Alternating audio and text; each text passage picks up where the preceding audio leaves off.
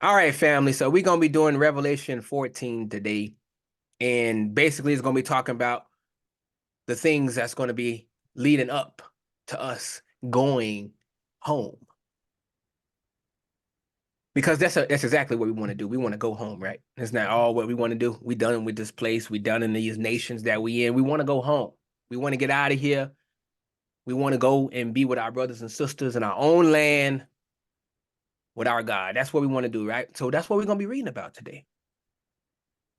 So without further ado, because it's gonna be a little bit longer lesson. So I'm just gonna try to keep it as focused as possible, so we can get out of here at a good time today. So, Brother Chris, without any further ado, can you read verses 1 and 2 for me? Sure can. All right. And I looked, and lo, a lamb stood on the Mount Zion, and with him 144,000, having his father's name written in their foreheads. And I heard a voice from heaven, as the voice of many waters, and as the voice of a great thunder. And I heard the voice of harpers harping with their harps. Read verse 3 too as well. And they sung as it were a new song before the throne, and before the four beasts and the elders. And no man could learn that song but the 144,000 which were redeemed from the earth. Oh, praises and great glory, Father. Yes, sir. So we're gonna get in, we're gonna focus here on verse number 1 here. And so we can see exactly who this lamb is and what this 144,000 that everybody keep on messing up, even though we already read who they are, but we still got people who do not know who these people are. Right? So let's break it down. So firstly, as we should know, the lamb represents Yahushua, the Messiah, our Messiah, Israel's Messiah, black people. He's not for everybody. He's prophesied, as we know, to return and establish the kingdom of heaven on earth. Now, this lamb here is the one who was slain from the foundation of the world, as we read last week. He was the ultimate sacrifice for the sins of the children of Israel, our ancestors, us as well, allowing for reconciliation and fulfillment of the promises that was made to our forefathers, Abraham, Isaac, and Jacob. Now, Mount Zion that's mentioned here is a term that holds great significance throughout the scriptures because it is often used symbolically to represent the city of David, which is Jerusalem, and more broadly, the kingdom of the Most High. And it's also the holy mountain, the place where Yahushua will reign as king. If we go over to Luke chapter 1, 32 and 33, to see what that's prophesied at as well. That would be Luke chapter 1, 32 and 33. He shall be great, and shall be called the Son of the Highest. And the Lord God shall give unto him the throne of his father David. And he shall reign over the house of Jacob forever, and of his kingdom there shall be no end. So that's the Messiah right here. That's who it's talking about, this lamb. And he's going to rule over us in this Mount Zion right there. And there's also where the 144,000 will gather with him as well. So it's not a regular gathering, family. It's the assembly of the Most High's elite, the first fruits unto Yahushua, those who are redeemed from among men. So let's talk these numbers here. The 144,000 is not just a random figure. It symbolizes the sealed servants of the Most High from the 12 tribes of Israel that we read all the way back in Revelation 7. This is who the 144,000 is. This ain't no Christians, Jehovah Witnesses, and all these other people. This is not that. Because that's who the Jehovah Witnesses think the 144,000 is. These are the only people that's going to heaven. There's 144,000. Totally skipping over the great multitude that was further in that chapter of Revelation 7. So that's what they don't understand. They try to spiritualize this 144,000. Oh, these are just people who believe. No, as we know in Revelation 7, 4-8, as we know, these are all from the 12 tribes of Israel. But they say Israel done away with. But here we are in the end of the book, at the end, still being mentioned. So these are they who are not defiled with the doctrines and philosophies of this world. They are blameless before the throne of the Most High Yah. They represent the cream of the crop, the best of the best from among our people Israel. Each tribe contributes 12,000 to this number, showing the Most High's precision in his selection and his unwavering commitment to the 12 tribes. You see, Christians and all these other people, these other denominations, they say Israel done away with. He's not messing with Israel no more. But yet we still see physical Israel right here, because the Most High choosing from among the 12 tribes, 12,000 each, to form this 144,000.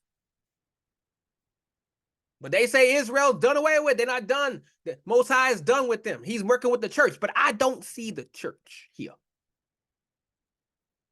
Those are the lies. I don't see the church here. I don't see the church mentioned here. And even then, we the church. Anyways. So the Father's name that's written in their foreheads, it symbolizes ownership and protection. It means that these 144,000 have the law, the commandments, and, this is the important part, the testimony of Yahushua inscribed in their minds. This is what it's about. We got a lot of Torah-only Israelites that have that first part, law and commandments, but they don't have this testimony of Yahushua. That's what you need. You need that other part of the equation. If you don't have that part of the equation, the Most High gonna be like, I don't know you, depart from me. So if these Torah-only Israelites do not repent, they in for a world of hurt. So these 144,000, they not swayed by false teachings or the allure of this corporate or corrupt world. Their loyalty is to the Most High.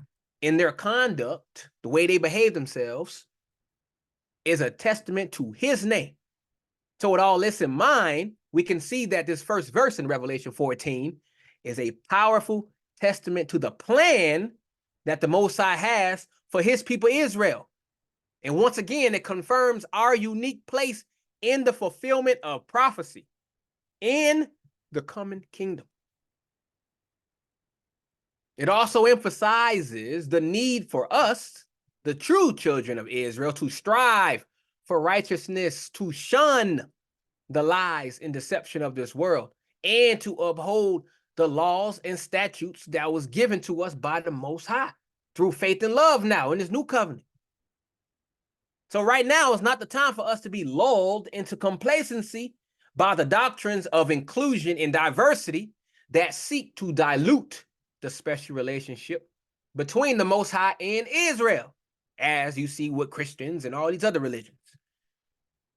So this first verse is a call for us to wake up, to recognize our identity, and to prepare for the coming of our King in the establishment of his kingdom. So in order for us to be there, we must align ourselves with the divine order, understanding our role as the chosen people who are going to reign with Yahushua. So that's what it means for the 144,000 to have that, the Father's name written on their foreheads. That's how we got to act. That's how we got to behave ourselves in this beast system. We got to do everything the opposite of what everybody else is doing. And then we see the second verse. We hear a voice coming from heaven as the voice of many waters, voice of a great thunder. And I heard the voice of harpers harping with their harps. So this voice from heaven here, it represents the power and authority of the Most High Yah. The description as the voice of many waters is reminiscent of the Almighty's majesty and the overwhelming force of his presence. Remember, deep voice. This ain't some gentle stream we're talking about. It's a torrent of divine proclamation that demands attention and respect. He's trying to get your attention here, Israel. The voice of great thunder further emphasizes the weight and impact of this communication. It's just like when you hear thunder right after the lightning. Whoo! Your ears perk up. You get scared. You start paying attention, don't you? So when the Most High speaks, it's like nothing else. Shakes the foundations of the earth and reverberates through the soul of every man, woman, and child of Israel. So this voice that you hear is not alone. It's accompanied by the sound of harpers, harping with their harps. Now, these harps aren't just for making pretty melodies. No, sir. In the scriptures, harps often symbolize worship. If we go over to Psalm 71 and 22, we go over to Psalm 71 and 22, we can see what the harps are made for. Again, at Psalm 71 and 22. I will also praise thee with the psaltery, even though truth. Oh my God. And to thee will I sing with the harp, O thou Holy One of Israel. So the voice, or when the the music the harp produces, is a celebration of the Most High's righteousness and acts of salvation, a representation of the spiritual harmony that will exist in the kingdom to come, where the true Israelites will sing songs of redemption, having been delivered from the clutches of their enemies. So we gonna be with the harps, we're gonna be singing and dancing and being happy and praising the Most High when the Most High delivers us from all of this. So the sound of these harps is the sound of victory, family. It's the sound of the true Israelites. That's us, who have been scattered and downtrodden and have been finally raised up to their rightful place as the chosen seed of Abraham. It's the sound of fulfillment of the promises that was made to our forefathers. The promise that despite all the trials and tribulations, the Most High would gather us from all the nations where we've been scattered. And we can read that real quick. We go to Ezekiel 36. Ezekiel 36 and 24. 36 and 25. 24. That's what the Most High got in store for you, Israel. This is why you persevere. This is why you endure. Whenever you're ready, brother. For I will take you from among the heathen and gather you out of all countries and will bring you into your own land. This is what the Most High has promised us, Israel. Right here. This is what he's promised us. He's bringing us back to our own land,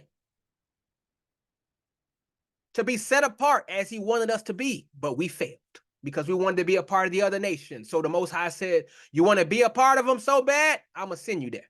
And this is where we are to this day. Scattered amongst the people who hate our guts. And we got to tolerate them every day when we go into work, or we see them in traffic, or we see them at the store. And we got to sit there and tolerate their hatred, their open disgust for us, hiding behind smiles, fake smiles. But there's an end to this captivity, Israel, and the Most High is telling you there's an end to it. So this verse number 2 of 14 in Revelation, is a testament to the power and glory that awaits us, the children of Israel. A reminder that our current state, the one we in right now, is not our final state. The Most High has not forgotten his people. And the time is coming when his voice will declare the end of our suffering in the beginning of our reign with Yahushua, the Messiah. But let's not get it twisted, family. Oh no, oh no. The road to that glory is not paved with the complacency and acceptance of the lies this world, this system feeds us on a daily basis. It is paved with steadfastness in the face of adversity, unwavering faith in the word of the Most High Yah, and adherence to the laws and commandments given us a covenant people through love and faith. So the world here wants to silence the true voice of Israel, to drown out the significance of our heritage with doctrines that preach a universal salvation that disregards us, black people, as being the chosen. But the voice from heaven in Revelation 14:2 is a powerful declaration that the Most High's plan for Israel cannot, I repeat, cannot and will not be muted. You hear that, Israel? Most High knows what you're going through, but he got an end in store. This captivity has a expiration date. No matter what the heathen say about trying to graft themselves into our tree, trying to graft themselves into our covenant, trying to graft themselves into our promises that the Most High made for our people, the Most High knows who his people are. He has not forgotten you, no matter what the heathen say. So this Revelation 14:2 is a battle cry. You hear that, Israelites? A battle cry.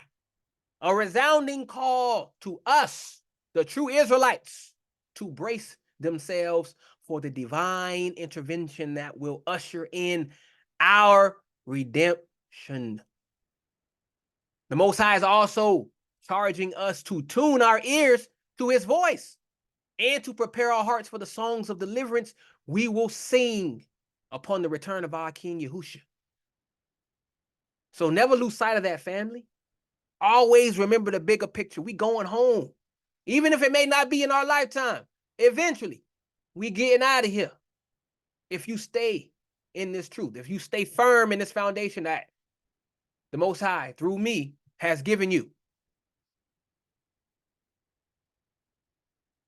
And so we see Revelation 14:3. They see this new song. We see this new song that's being sung before the throne here. So what's this song here? This new song represents a spiritual revolution, family.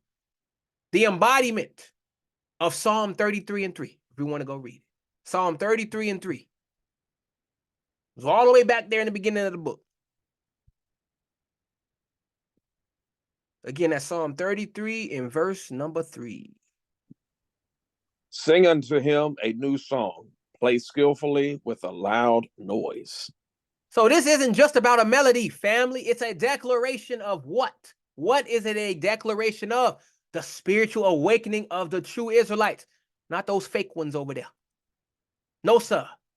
Those who have been oppressed, those who have been downtrodden, yet are destined to rise in the last days. When it says before the throne, we got to grasp the gravity of this scene here that John is painting for us. This throne is where the Ancient of Days sits. The same throne that Daniel talked about. If we go over to Daniel 7 and 9, real quick. Again, that's Daniel 7 and 9. John talking about this same throne. They all saw the same thing, family. All the prophets. The Most High don't change. Whenever you're ready, brother. I beheld till the thrones were cast down, and the Ancient of Days did sit, whose garment was white as snow, and the hair of his head like the pure wool. His throne was like the fiery flame, and his wheels as burning fire. So you see the presence of the four beasts and the elders before this throne. It symbolizes a gathering of heavenly witnesses to the testament of Israel, perseverance and triumph. So you got the whole host of heaven looking at this. So only the 144,000 could learn this song. Why is that? Because they're the ones that are redeemed from this earth. And this same redemption process is echoed in Deuteronomy 7 and 6. I know a lot of y'all are very hip to this verse. Deuteronomy 7 and 6. Because they say this 144,000 is everybody. But what does this say? For thou art a holy people unto the Lord thy God. The Lord thy God hath chosen thee to be a special people unto himself, above all people that are upon the face of the earth. So you see, these chosen ones are sanctified, set apart for a divine purpose. Now, the 144,000 are further described in the next verse of Revelation 14 as first fruits unto God and to the Lamb, which harkens back to James 1 and 18. Taking a field trip, family. Taking a field trip. James 1 and 18.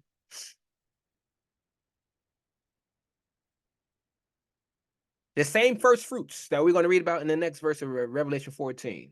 James mentioned them. James 1 and 18. Of his own will begat he us with the word of truth, that we should be a kind of first fruits of his creatures. So these 144,000 are the embodiment of the remnant of Israel. See, they're coming from the remnant, preserved through the Most High's divine will to fulfill the promises of old. So this new song is brimming with raw emotion of centuries of groaning and longing for redemption, as we are doing even to this day, which is reminiscent of the same cries that we heard in Jeremiah 31 and 7. So let's read that real quick. Jeremiah 31 and 7.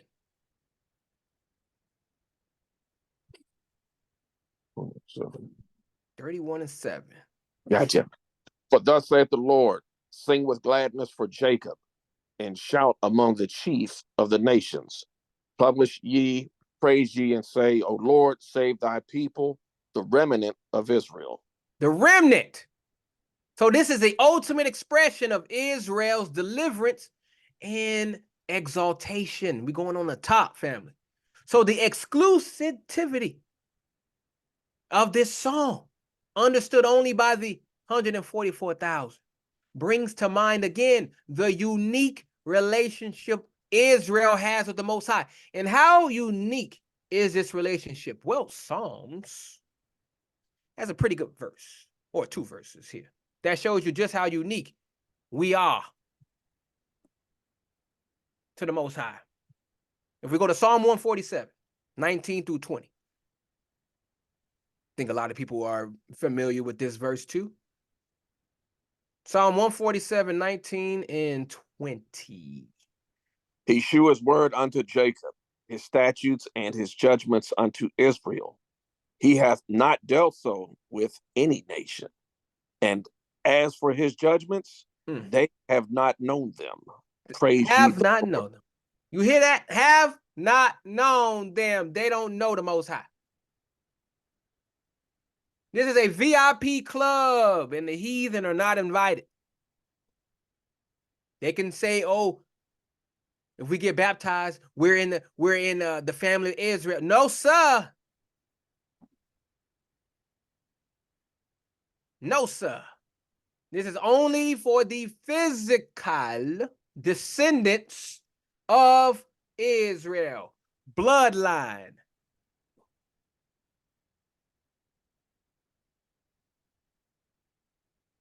So also this song here reflects also the fulfillment.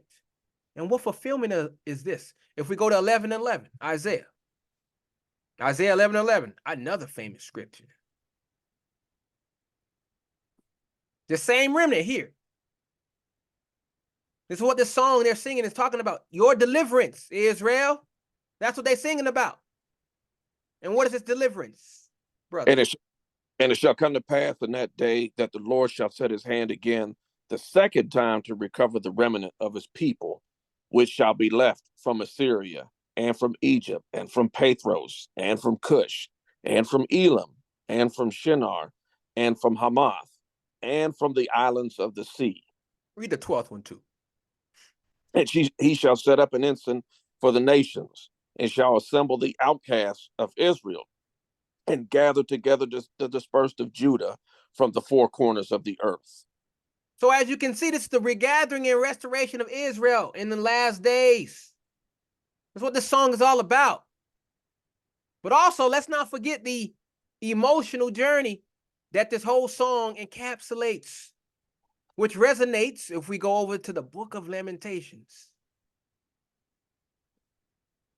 If we go over to Lamentations chapter 5, in verse number 21. Lamentations 5 in verse 21. The emotional journey that we went through. Turn us unto thee, O Lord, and we shall be turned, renew our days as of old. So the song is both a return to the covenant and a celebration of renewed hope.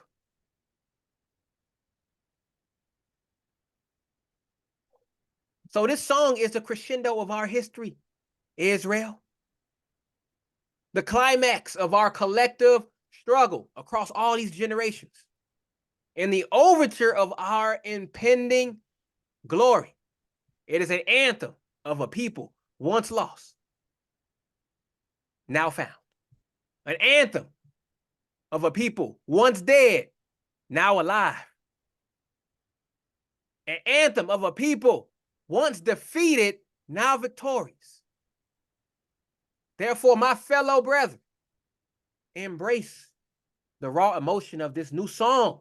Let it stir within you the power of our ancestry and the promise of our future dominion.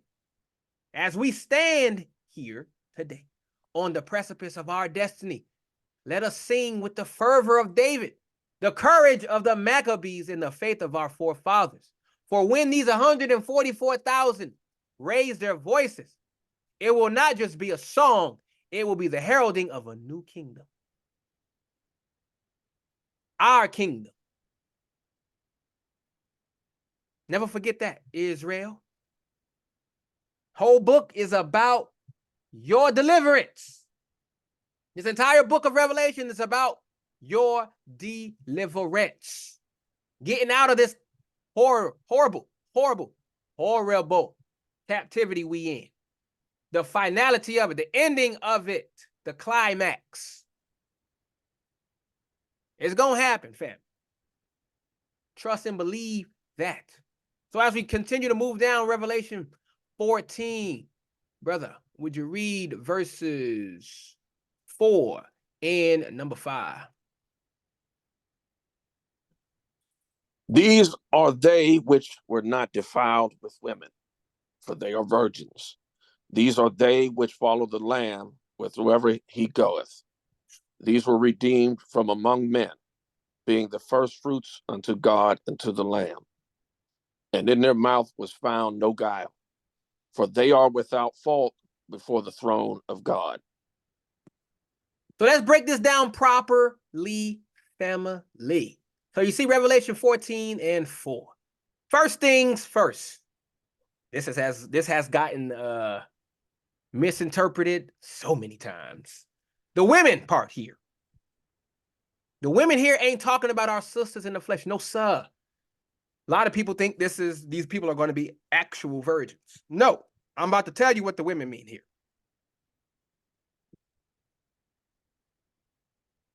So the women here is metaphorical language, scripturally speaking.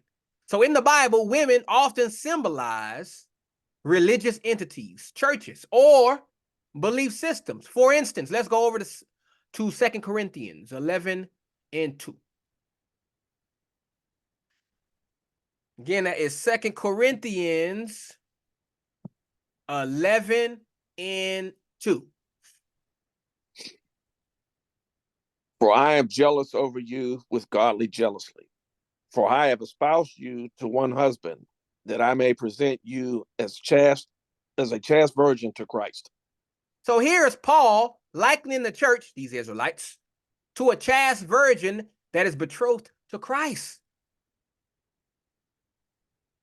Now, also, let's link that with what's known about the great harlot if we go over to Revelation 17 and 5. Again, that's Revelation 17 and 5. And upon her forehead was a name written, Mystery, Babylon the Great, the mother of harlots and abominations of the earth. So this harlot represents the corrupt religious systems, as we should know, that have gone astray from the truth of the Most High. So when this verse talks about not being defiled with women, we're talking about the elect of Israel who haven't been seduced by the lies and false teachings of these religious harlots. Not talking about real women. That's the carnal understanding. This book is spiritual. These elect of Israel have remained faithful to the pure doctrine of the scriptures, rejecting the pagan-infused philosophies that have crept into modern Christianity. So these men are virgins because they are spiritually undefiled, having not prostituted themselves with the ideologies and theologies that dilute and pollute the true faith that was once delivered to the saints.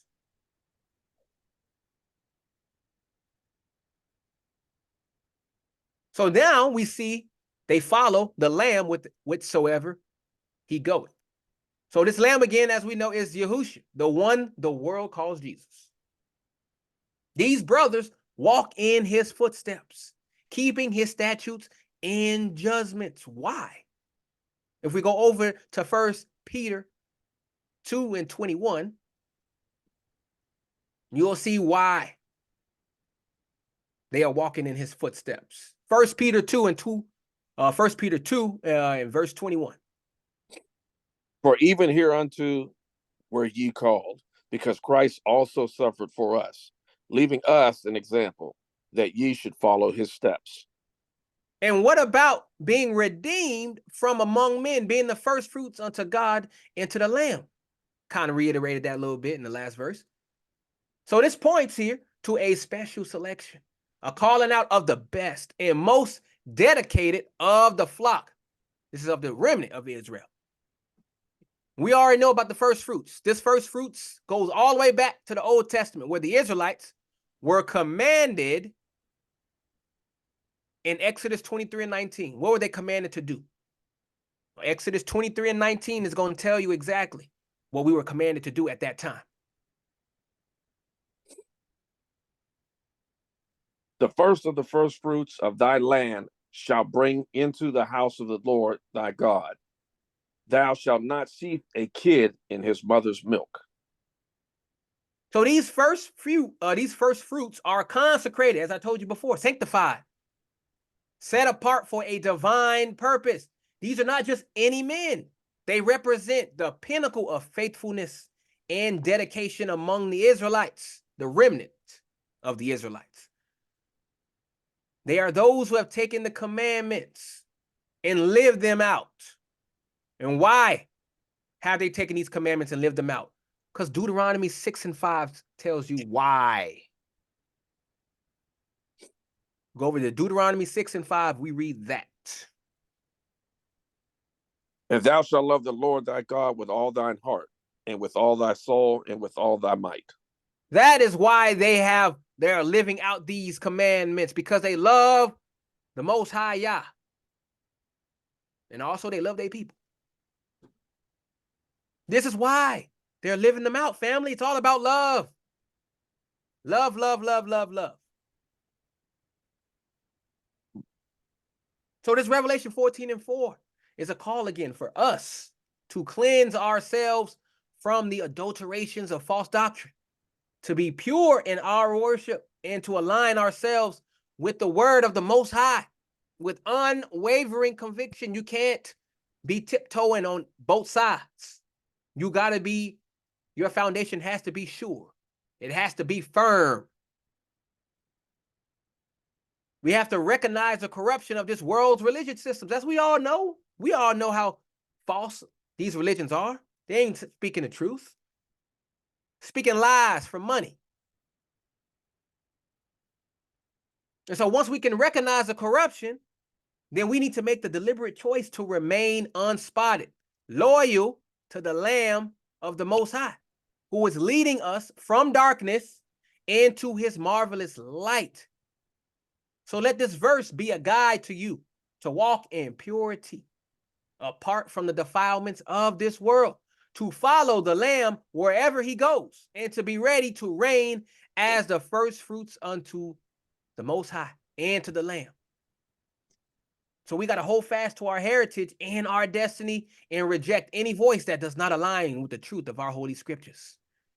Because we got a lot of people who are bringing out things that are not in this book. And we're going to go over that in a little bit. One of the main things. So we look into verse 5 here, and in their mouth was found no guile, so no lies, for they are without fault before the throne of God. So this verse again continues the discourse about the 144,000, the elect of Israel. So when it says in their mouth was found no guile, we're dealing with a level of righteousness and truth that's unparalleled. These chosen ones don't deal in lies. They don't deal in deceit or any form of trickery. They're straight shooters, speaking the truth from the Most High without watering it down. And that's what it's about, without watering it down. Too many of our people, especially in the Sunday church, have watered this truth down to appease everybody so they can get the maximum amount of money. Because when you tell people the truth, it ain't going to want to make them go in their pockets and give you money. So you got to lie. But these 144,000 don't deal like that. They tell the truth no matter who it offends. And that's how we got to be. We cannot fear man. We got to fear the Most High. We got to speak this word the way it's supposed to be spoken. No tiptoeing around the truth. No walking on eggshells because a heathen may get upset. Oh, well. So if we go over to Psalm 34 and 13, we'll see what the psalmist wrote here. Again, that is Psalm 34 and 13. What must we do as Israelites? What do we got to do? Keep thy tongue from evil and thy lips from speaking guile. This reflects right here, what we just read, reflects a pure heart, one that's been refined and sanctified by adherence to the word of the Most High. No lies. No lies. So the absence of this guile in their mouths also connects to what Messiah said about Nathanael, all the way back in John 1. From our very first lesson, if we go to John 1 in verse 47 and see what the Most High said about Nathanael. Jesus saw Nathanael coming to him and saith of him, Behold, an Israelite indeed, in whom is no guile.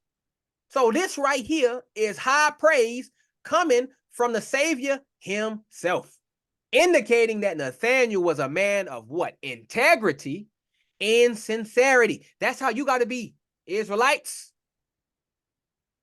People should be able to believe in your word.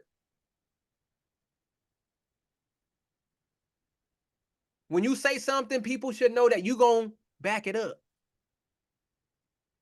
No lies. No lies. Furthermore, these men, these 144,000, being without fault before the throne of God, it aligns with the standard that was set in Ephesians 5. If we go to Ephesians 5 and 27, it's the same standard that Christ had for the church. They're doing it as well. Again, that's Ephesians 5, verse 27. That he might present it to himself a glorious church, not having spot or wrinkle or any such thing, but that it should be holy and without blemish. So in this instance here, the church, the collective body of true Israelites who have accepted the Messiah, is expected to be what? Pure and blameless. That's how you got to be in this walk, Israel. No lies, no nothing, no deceit, no trickery, nothing. Straight from the hip. Truth. Even if it hurts feelings. Truth. You don't water down the word for nobody. Nobody. Not your parents, not your cousins, not even your own siblings, or even your own children. You got to say it the way the Most High put it in the book. No respecter of persons. That's how it's got to be. So to be without fault does not mean they have never sinned. For we know that all have sinned and fall short of the glory of God. We know this already. Yet these Israelites have been cleansed. I repeat, have been cleansed by what? By the blood of the Lamb. That's Yahushua HaMashiach. They have repented and turned from their wicked ways, embracing the sacrifice of Yahushua, and have been what? Justified by faith. And how do we know this? Well, let's go over to our brother Paul in Romans 5 in verse 1. Paul wrote about it. Therefore, Hey, go ahead. Therefore, being justified by faith, we have peace with God through our Lord Jesus Christ. There it is. That's how we're justified, not by works. You can do the law all you want to. Torah only Israelites, but if you don't got this faith, it's all for nothing. So let's also not forget the importance of the throne of God in this verse, number 5. The throne represents the ultimate seat of judgment and authority. In the presence of the Most High, there's no room for half-truths or hypocrisy. These men stand faultless before the throne because they have submitted wholly to the commandments and the will of the Father, as found in the law, the prophets, and the writings of the apostles. So this verse number 5, it charges us to embody the spirit of sincerity and truth, to reject the lies that have been force-fed to us through corrupted religious systems, and to walk in the light as he is in the light. We must strive to be without fault, without blemish, not through our own might, but through the power of the Most High working within us, transforming us daily into the image of his Son. That's how we must walk, family. I know it's hard. A lot of things aggravate. A lot of things frustrate and annoy. But that's just a distraction sent by the enemy to get you off your square. You stay rooted in the Most High. You stay rooted in this word. Let those things bounce off of you.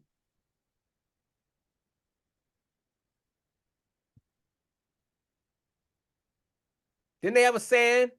They had a saying when I was growing up. I don't know if you guys know about it, if y'all remember. I'm rubber, you're glue. Whatever you say bounces off of me and sticks back to you. Right there. There you go. Be that way. Be rubber. Let everything bounce, poof, right off of you. So we got to walk with our mouths free of guile, free of lies, and our actions reflecting the holiness that we have been called to. It's time for us to rise up, to cast off the chains of deception, and to present ourselves as a living sacrifice, holy and acceptable unto the Most High, which is our reasonable service, as Paul said. So as we continue down Revelation 14, we are going to read verses 6 and 7.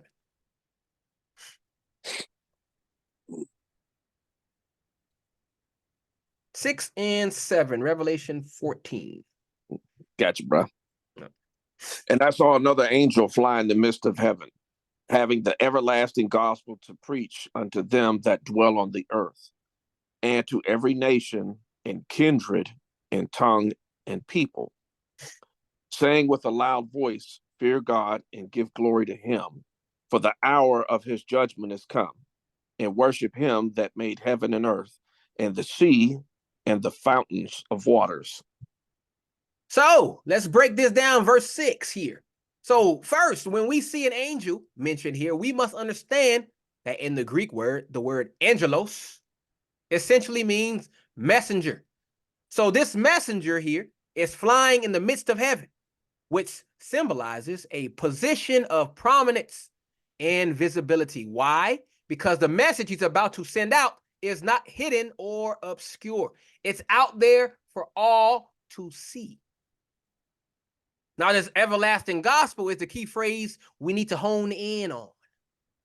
So the gospel, or good news as they call it today, is everlasting. Why? because it was ordained before the foundation of the world. It's not a new message, but the same message that the Most High has been declaring to his people, I repeat, his people, Israel, throughout the ages and even unto today. It's a message of what? Redemption, a message of restoration, and ultimately a message of rulership under our King Yahushua. That's the gospel. Now, this everlasting gospel is to preach unto them that dwell on the earth and to every nation and kindred and tongue and people. This right here is where we have to be razor sharp in our understanding. Why? Because these heathen have taken this word and they have universalized it. It's for everybody, everybody, everybody. So many will take this to mean that the gospel is for all nations equally. But let's contextualize with the rest of the scriptures, shall we? When the Most High scattered Israel because of their disobedience, as seen in the book of 2 Kings 17, he dispersed them among all nations. This was the northern kingdom. So under the Assyrian and Babylonian captivities, and the northern and southern kingdoms were scattered.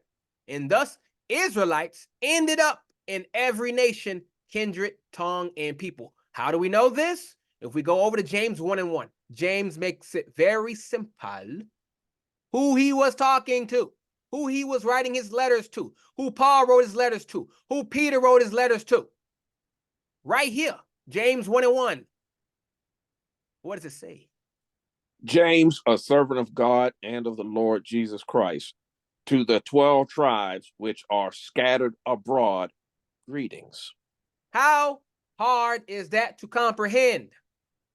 So if he's writing to them, he's part of the same crew Peter's part of. He's part of the same crew Paul is. He's part of the same crew John is.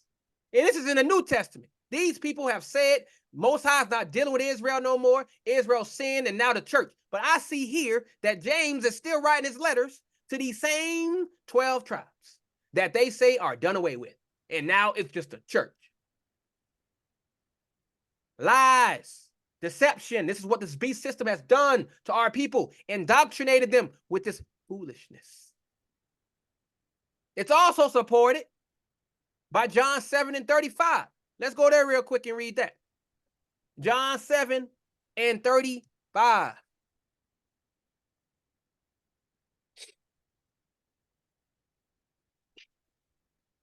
Then said the Jews among themselves, whither will he go?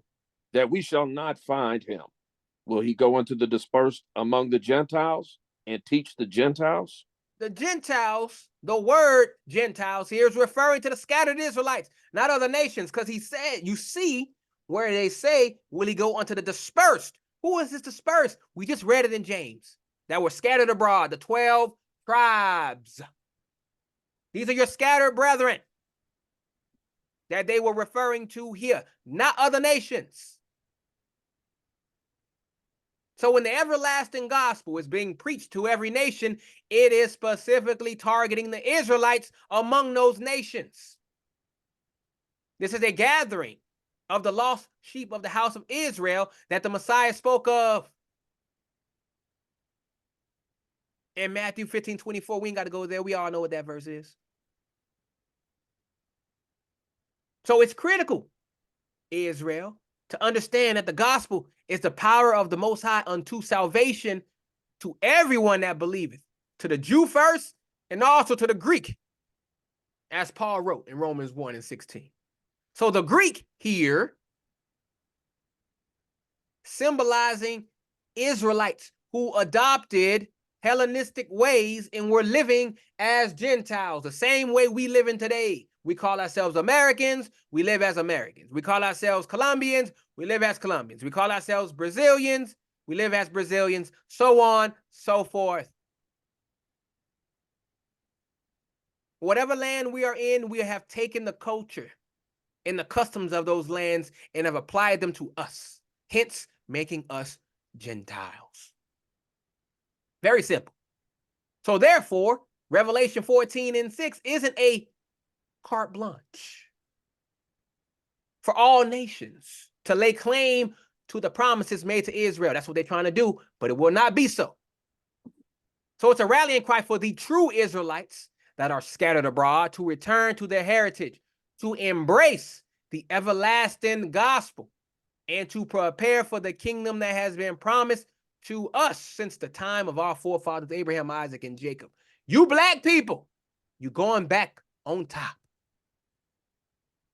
This gospel is only for you. We read earlier in Psalm 147, 19 and 20. He only showed his word to Jacob. That's all 12 tribes.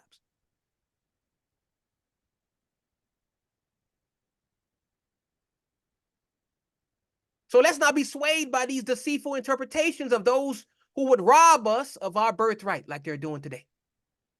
Let us recognize the calling of the Most High to return to him, to accept the gospel of our King Yahushua, and to take our rightful place as the chosen of Yah. So this is our time to rise, our time to shine, and our time to proclaim the everlasting gospel to our brethren. That's who this gospel is going out to. I'm talking to you, to Israel, scattered abroad to the four corners. I'm talking to you. This gospel is for you to return back to your Messiah, to call you out of Babylon and into the glorious light of truth. That's what this verse 6 is all about. So this verse 7 here. Let's break this down piece by piece. So the phrase here, saying with a loud voice, as we should know, as we would say something with a loud voice, is showing urgency and the importance of the message being delivered. It's not a whisper, and it ain't a casual remark. It's a proclamation meant to shake the listener to their core. When someone yelling at you, you perk up and listen, don't you? That's exactly what's happening in the 7th verse here. So fear God and give glory to him is a pivotal instruction. To fear God doesn't mean to be scared and trembling, no, but to revere, to respect, and to understand the power and position of the Most High. It's about recognizing his sovereignty and aligning ourselves with his will. Remember, his will reigns above yours. You may want to do something, but the Most High may want you going to a certain place. He may want you going somewhere else. So you trust in his path for you. Now, giving glory to him means living in a way that reflects his greatness, his laws, his statutes, and commandments. It's about being a light in this world of darkness, a beacon of the truth of our heritage and the righteousness of our God to our brethren that are lost. We are supposed to be lights to them, to attract them to Christ. That's the whole message here. For the hour of judgment is come, it says. And this is where it gets real, Israel.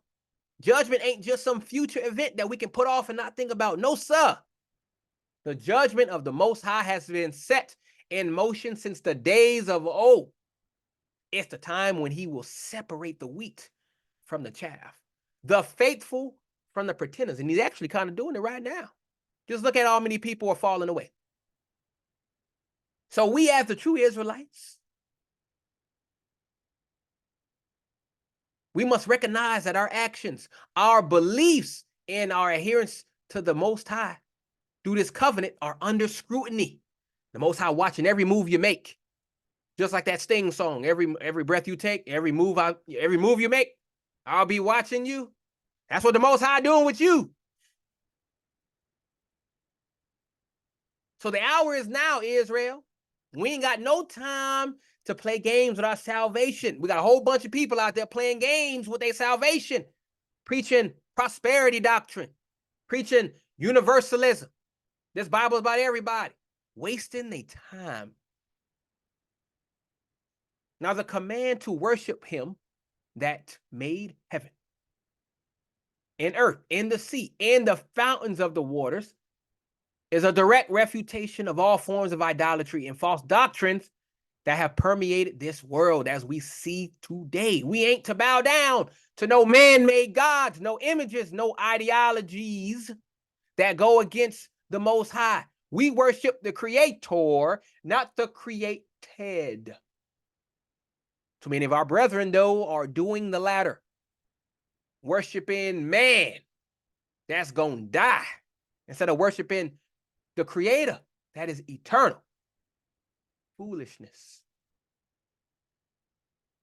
So it's a call for you, Israel, to what? To return to the pure worship of Yah, as outlined in the scriptures. Before we were indoctrinated with the pagan practices that have infiltrated modern day Christianity and other religions. So the command to worship this Creator is a direct link to the fourth commandment, to remember the Sabbath day, to keep it holy, where the same Creator is acknowledged. It's a reminder of our identity and our duty as the chosen seed of Israel to uphold the laws that were given to us at Sinai.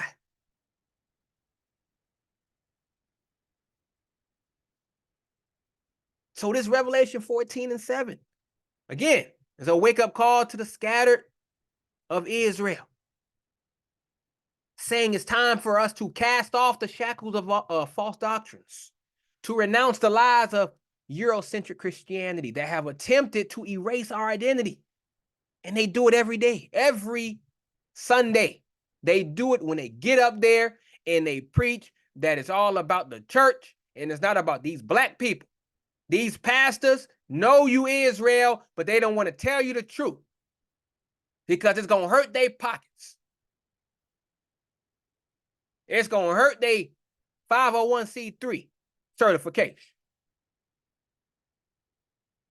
So they got to keep you deaf, dumb, and blind with false doctrine to keep you warm and fuzzy so you can go in that pocketbook and give some money.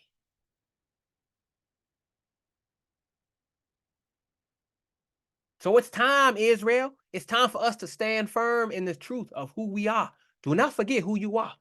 The Most High made it known to you. Don't spit in his face. Fear the Most High, truly. To give him glory, due his name, and to prepare ourselves for the coming judgment. So we cannot be lulled into complacency like a lot of our brethren are, by the soothing lies of those who preach inclusion at the expense of truth. The scriptures are clear, as we've been reading this entire time I've been doing these lessons. The Most High has a chosen people, and to them he has given a mandate. So let us, the true black Israelites, the descendants of Abraham, Isaac, and Jacob, heed this call. Repent. Repent. Repent and return to the Most High and worship him in spirit and truth, as John said. For the hour of judgment is upon us, Israel. We see the judgments every day. It don't got to be this one big old judgment that we're going to read about. No, the Most High do judgments every day. Look at how many people die every day. That's judgment. Look how many of our people are dropping like flies. That's judgment. That's why we are in this walk and we don't get out of it, because you never know when judgment knocks on your door.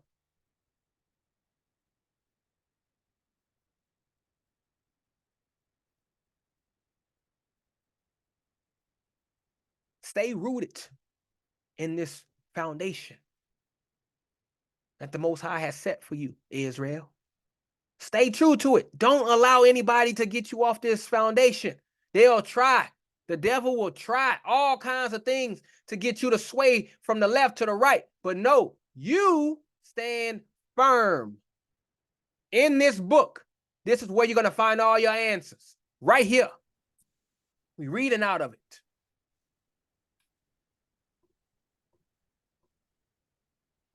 This is what it's about. So as we move back to Revelation 14, we're going to read just one verse. Verse number 8.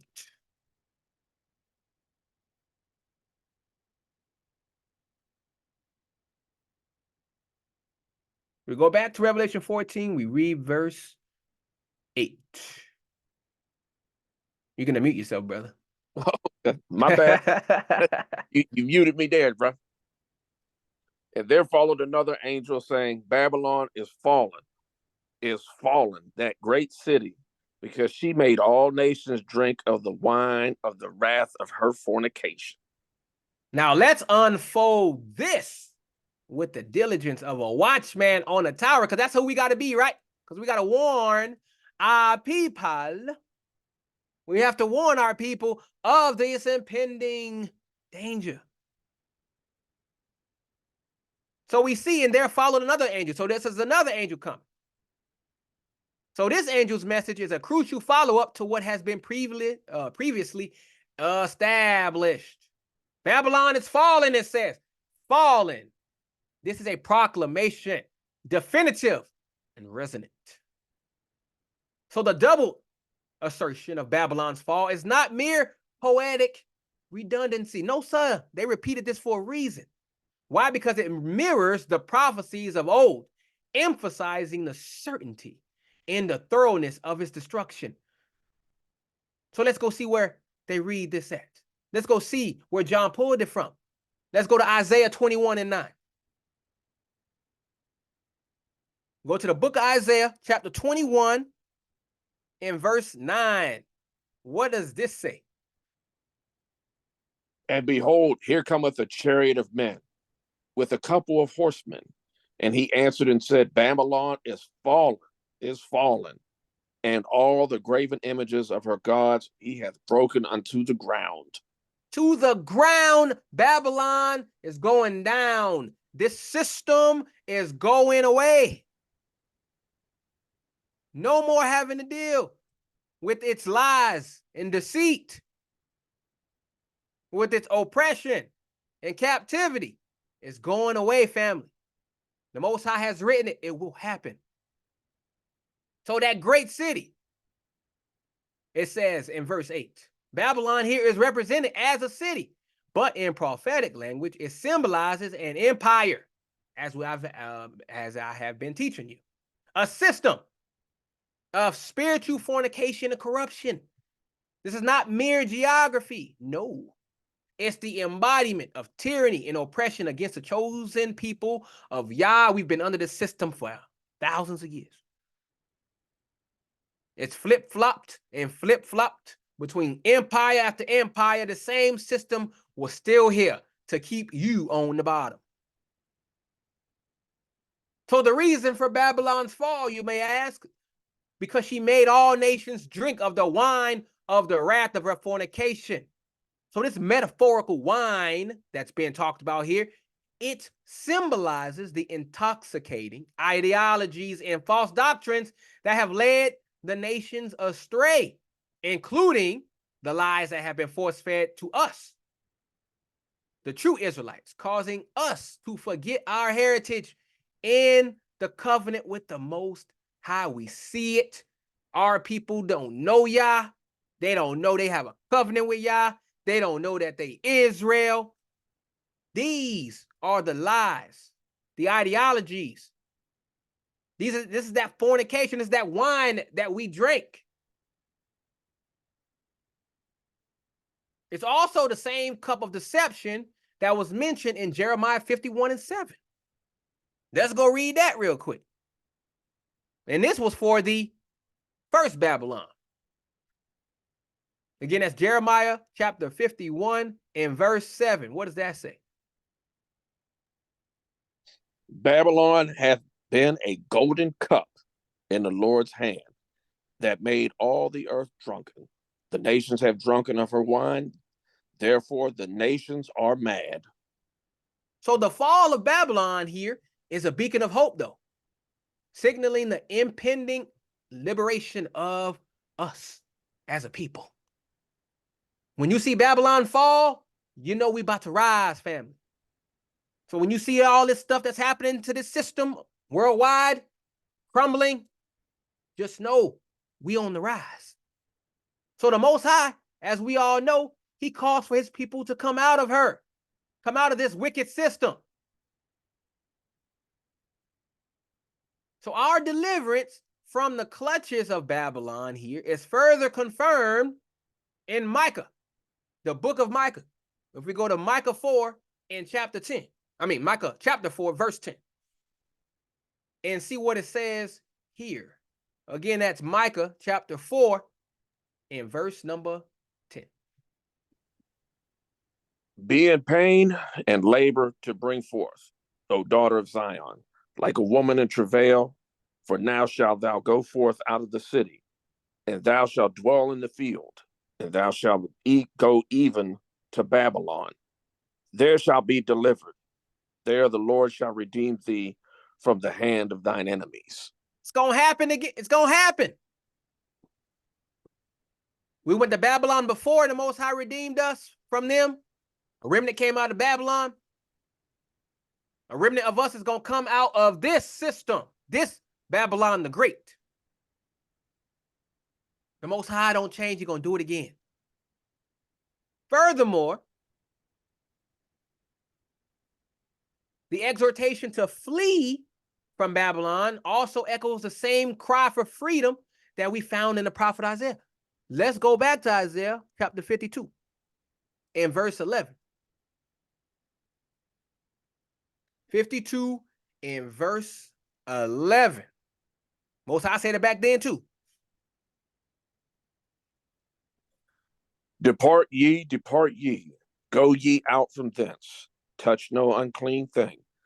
Go ye out of the midst of her, be ye clean, that bear the vessels of the Lord. So Revelation 14 and 8 here, it peels back the layer of prophecy, making it clear that Babylon's fall is not merely historical. It's the unraveling of a system designed to suppress the truth and the people of Yah, as it has been doing a great job in this day. So this verse again is another rallying cry for us, Black people, true Israelites, to awaken from the slumber induced by her wine. We got to wake up, family. Too many of our people are drunk off this wine of these false doctrines. We need to sober them up with the word. Because these doctrines have diluted our identity, our heritage. So we have to embrace the Torah, this word, and the testimony of our Messiah, Yahushua. So as Babylon crumbles, my brothers and sisters, we must rise, holding fast to the prophecies that foretell our restoration, as I've been telling you so far. Our redemption is intertwined with the destruction of the lies that have bound us, as I told you. When this system crumbles, you rise. We can't have two kingdoms. One kingdom to rule. So another one has to fall, and that's going to be this system that's currently all over the world, entrenched in all countries, have made all these people drunk off of these false doctrines, these ideologies, these false religions, all this stuff. It has to go before we can reign, before we can rule. And that's what we see in here. So let's go to the meat of this chapter. And I'm about to teach y'all something that you guys probably never heard before. But this is what the Most High has given me. And I pray you guys understand what I'm about to tell you. So we're going to read verses 9 through 12 of Revelation 14. And the third angel followed them, saying with a loud voice, if any man worship the beast in his image and receive his mark in his forehead or in his hand, the same shall drink of the wine of the wrath of God, which is poured out without mixture into the cup of his indignation. And he shall be tormented with fire and brimstone in the presence of the holy angels and in the presence of the Lamb. And the smoke of their torment ascendeth up forever and ever, and they have no rest, day nor night, who worship the beast and his image, and whosoever receiveth the mark of his name. Read number 12. Okay, here is the patience of the saints. Here are they that keep the commandments of God and the faith of Jesus. All right, so we have verse 9 here. So we got a verse that thunders with a warning that reverberates through time, speaking directly to Israel. Directly to you. To those who have been scattered and beaten down by the oppressive systems of this world.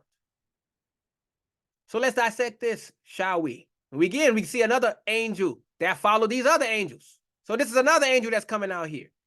So we got another part of this sequence. So we've already been alerted to the fall of Babylon, and now another angel is declaring another truth. And what is that? If any man worship the beast in his image. So here we get to the heart of the matter. The beast symbolizes the governing systems, as we learned last week and the week before. The governing systems and powers of this world that stand in opposition to the Most High, these systems have been constructed to enforce and glorify a way of life that is opposite to the laws and statutes given to the Israelites, as we can see with all the craziness that these people do. Got gay marriage, you got people having sex with animals, you got all kinds of weird stuff. But that's what this system is about. So the image of the beast is the propagation of its values, its cultures, and its norms, which we are pressured to assimilate into. And that's what we got to do, right? In order for you to be famous, in order for you to be anything in this world, Israel, what do you got to do? You got to assimilate. You got to be like them. They got to know you loyal to them in their system before they make you a star.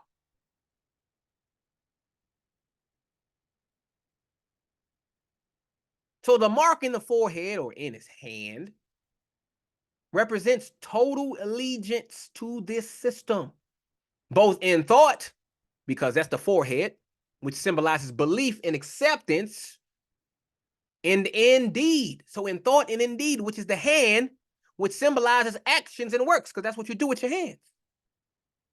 So this mark is not merely a physical brand, but a spiritual one. It symbolizes those who have adopted the ideologies and operative principles of the beast over the commandments of Yah. It's the people who have given into the system. The people who bow down to this system, the people that glorify this system over the Most High, chasing the bag, trying to be something in this world, trying to be like the heathen. So you got to assimilate yourself in order to be able to get those things, to make those things a reality. You got to go against your God. That's what it means to have this mark on the forehead and his hand. It's total allegiance to a system. It's not a man. I know everybody keeps saying, oh, the beast is a man, Antichrist, Antichrist. Oh, no, it's a system. It's not a man. It's run by men, but it's not a man per se, if that makes sense. So the consequences of accepting this mark are dire, as we see in the detailed in the subsequent verses of Revelation 14. But let's anchor this understanding right quick with the words of the prophet Ezekiel. Let's go over to Ezekiel 9:4, and I'll read it. That'll be Ezekiel 9:4. And I read. And the Lord said unto him, go through the midst of the city, through the midst of Jerusalem, and set a mark upon the foreheads of the men that sigh and that cry for all the abominations that be done in the midst thereof. So this mark is one of protection, the one we read in Ezekiel, for those who have not bowed to the abominations of their society. But you know how Satan loves to pervert the things that Yah does. So now we have this spiritual mark upon the people who do the opposite.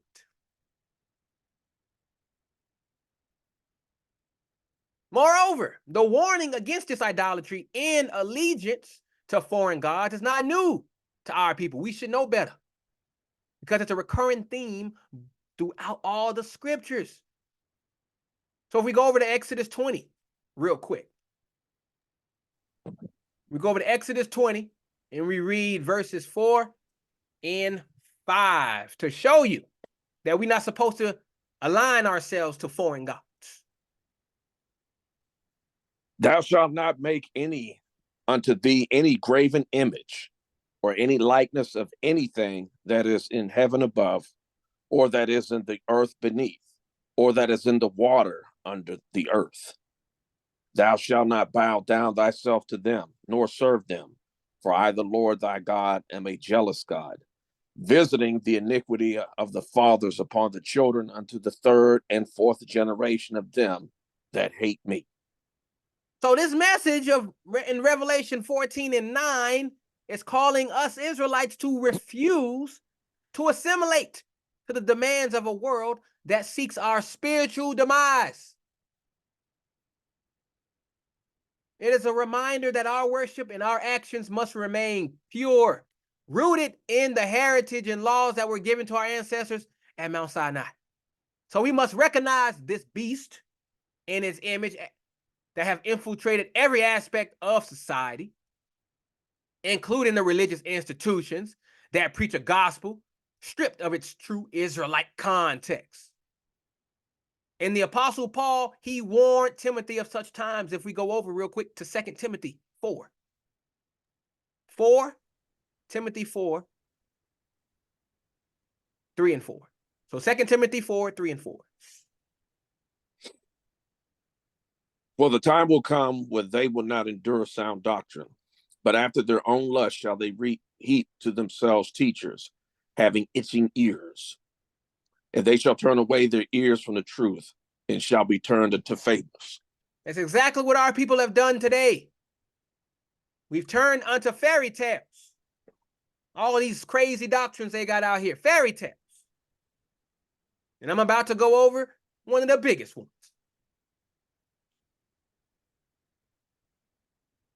So we go to this Revelation 14 and 10 right here. There's a whole lot of confusion and fairy tales floating around about this supposed eternal lake of fire. I thought there was a lake of fire too. That's what I was taught. I was taught from a little kid when I was in the church for a little bit. And then when I got out of, even when I got out of the church, and even when I didn't believe in God and all that stuff, I still knew about this lake of fire. Everybody talks about this lake of fire, lake of fire. The wicked are going into the lake of fire. This is where they're going to burn forever and ever and ever and ever. I am going to show you that is not the case. This is the meat, family. May your ears be open to receive what I am about to give you, because it's going to be something drastically different. But I am going to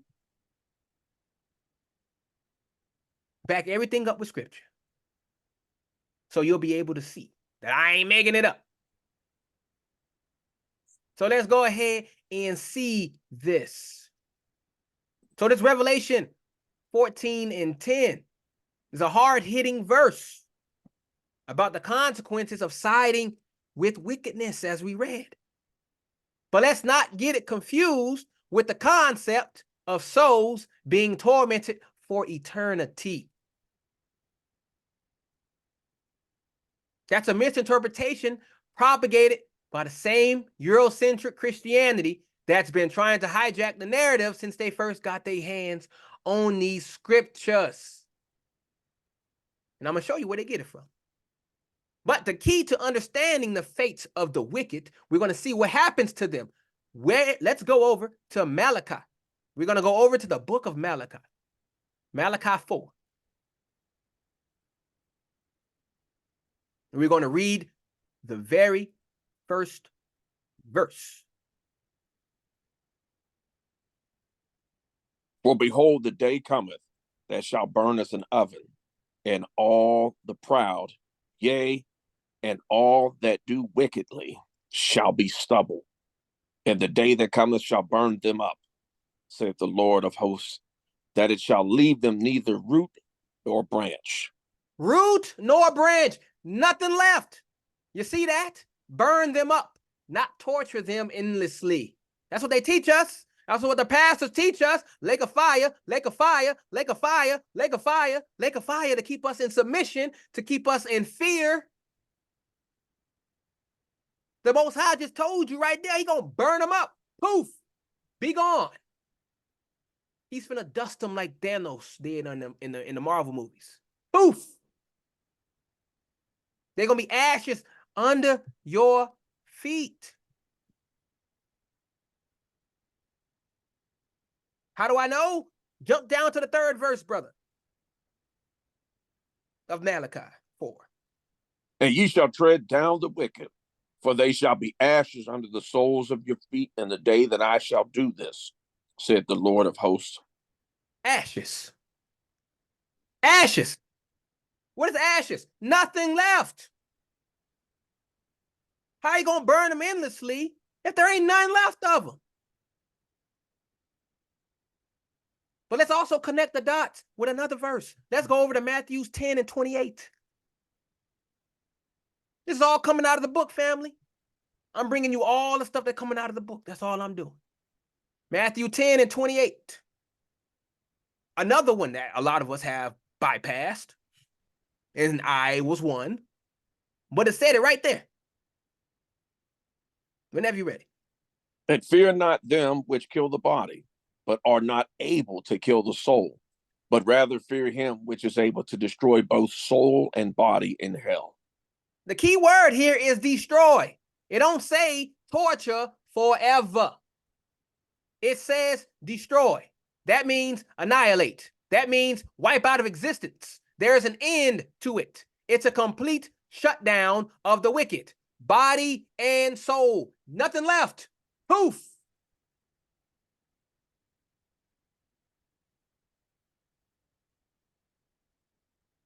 Poof. The Most High is going to burn them all up. He's going to burn them up. There ain't going to be nothing left. That's what he's going to do with the wicked. He's not going to throw them into the lake. No, sir. Why? Because the Most High is a just power. He's all about justice. He ain't about inflicting endless suffering.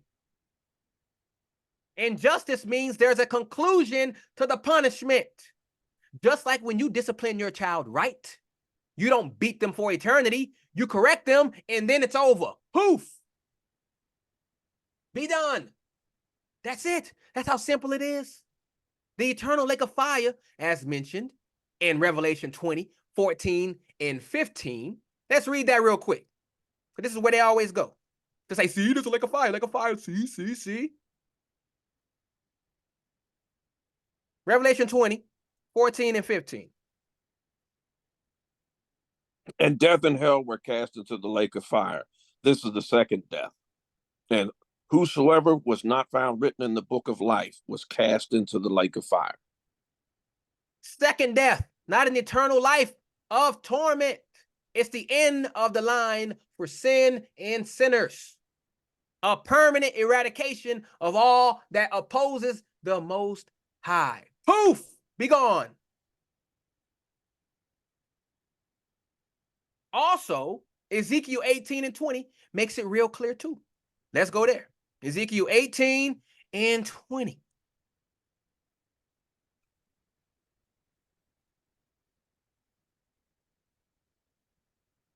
The soul that sinneth, it shall die.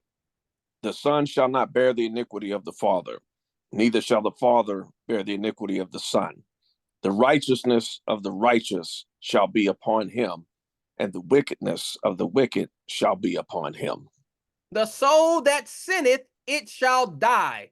Die, not burn forever. If the Most High was going to burn forever, wouldn't you think he put it there?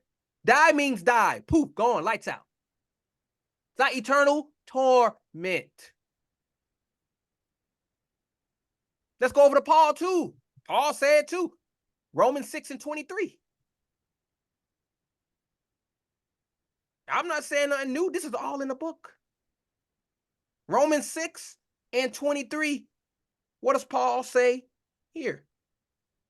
For the wages of sin is death, but the gift of God is eternal life through Jesus Christ our Lord. Boom! Death does not say eternal torture. Keyword, death, dunzo. So this doctrine of eternal torment is a fear tactic, a control mechanism to keep folks in line under the guise of piety. But that ain't what the scriptures teach. Let's go over to Obadiah 1:16. Watch what the Most High is finna do to the wicked. Watch this come out of his own mouth. Out of his own mouth. What does he say here in Obadiah 1:16? For as ye have drunk upon my holy mountain, so shall all the heathen drink continually. Yea, they shall drink, and they shall swallow down, and they shall be as though they had not been.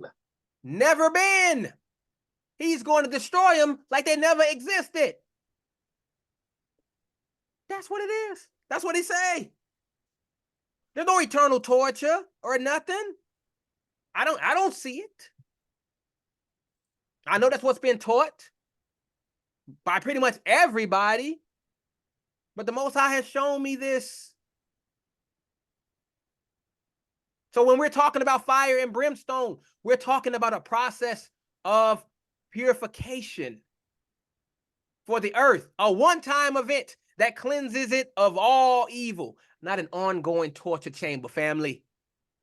The Most High's plan is to create a new heaven and a new earth where righteousness dwells, not maintain a cosmic barbecue pit.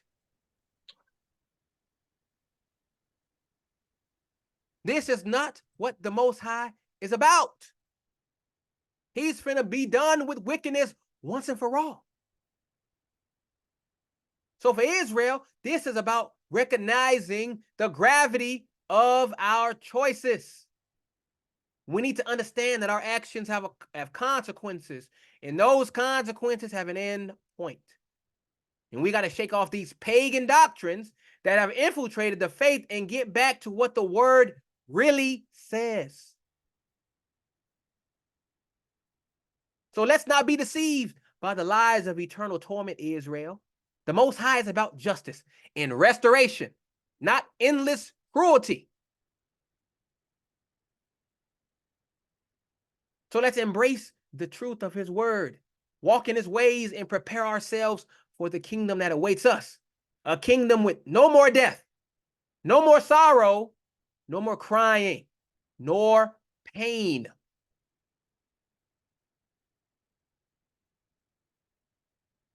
How can we have this if we got a barbecue pit with people burning forever?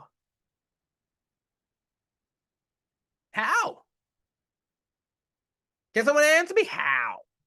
How can we have a kingdom with no more death, sorrow, crying, and nor pain if we got people dying endlessly in the lake of fire, tormenting forever?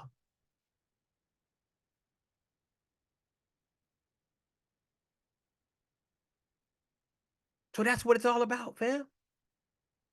The Most High is just gonna poof, be gone. Thanos snap, dust. That's what's gonna happen to him. He gonna destroy him. That's it. He did it once, boom, he done.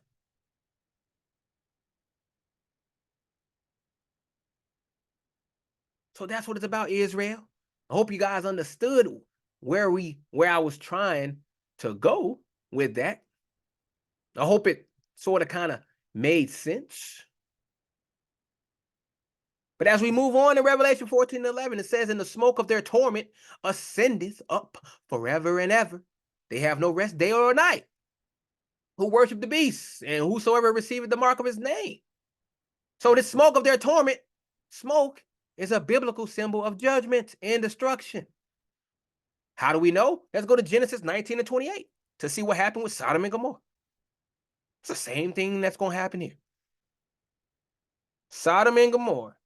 Genesis 19:28.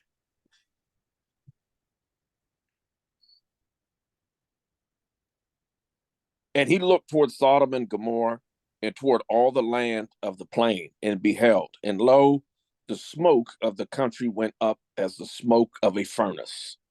Boom. It's the same smoke here.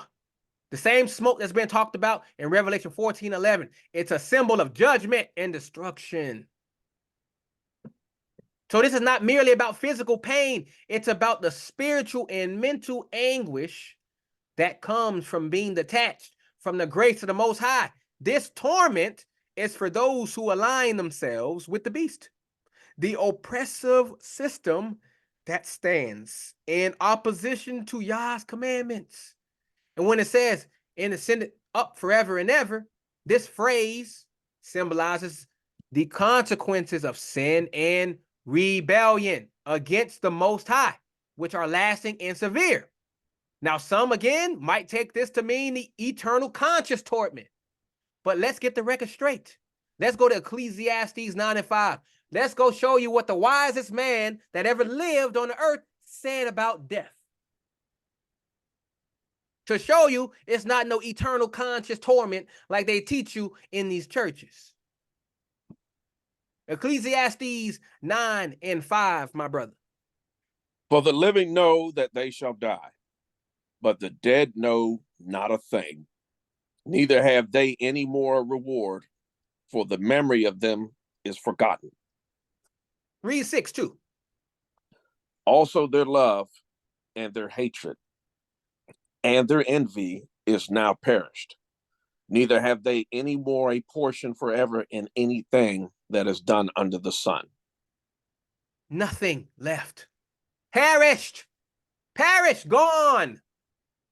So this forever and ever is a biblical expression denoting a period of judgment until complete destruction. Not an everlasting torment. Also consider the destruction of Edom. If we go to Isaiah 34:10. If we go to Isaiah 34:10. Same thing. It shall not be quenched night or day. The smoke thereof shall go up forever. From generation to generation it shall lie waste. None shall pass through it forever and ever. Which symbolizes an irreparable and perpetual state of desolation. Is there smoke coming from Edom now? No.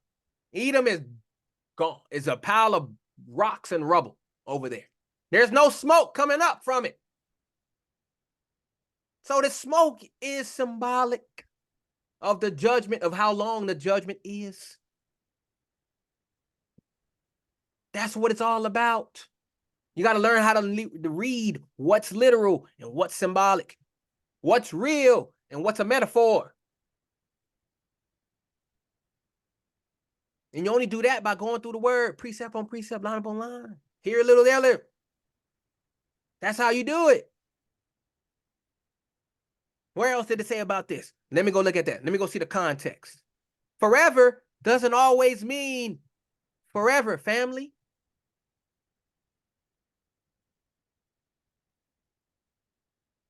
I thought it did too. But forever does not always mean forever. So let's go and actually kind of look and kind of see about this.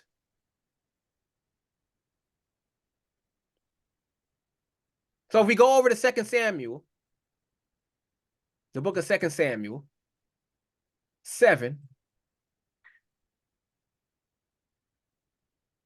12 through 16. 2 Samuel 7, 12 through 16. So we can see about this forever, because there's a whole bunch of forever in the book, but it don't always mean forever. So 2 Samuel 7, 12 through 16. Gotcha.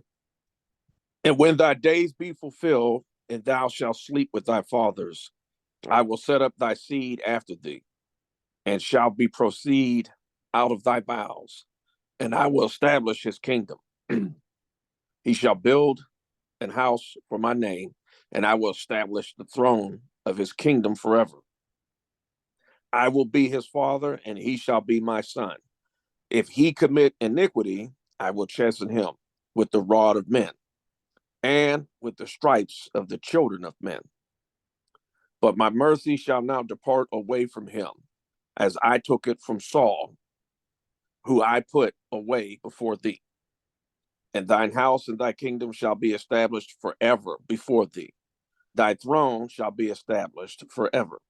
So you see forever, you see the word forever. But if we go over to 1 Kings chapter 9, 4 through 7, you will see this forever had a condition. It didn't mean forever, because we know what happened after David. So what does it say here? What is this condition for this forever to be established? 1 Kings 9, 4 through 7 will tell you. And if thou wilt walk before me, as David thy father walked, in integrity of heart and in uprightness, to do according to all that I have commanded thee, and will keep my statutes and my judgments, then I will establish the throne of thy kingdom upon Israel forever, as I promised to David thy father, saying, there shall not fail thee a man upon the throne of Israel.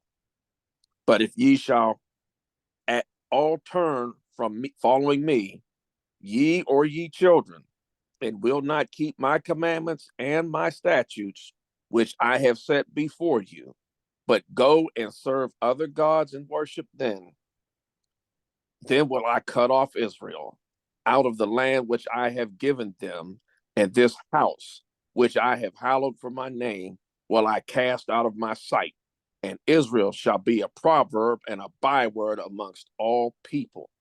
So you see, the Lord warned Solomon that if the children of Israel turn away and forsake his statutes, then he will cut Israel off from the land and reject the temple that he consecrated for his name, making Israel a proverb and a byword among all peoples.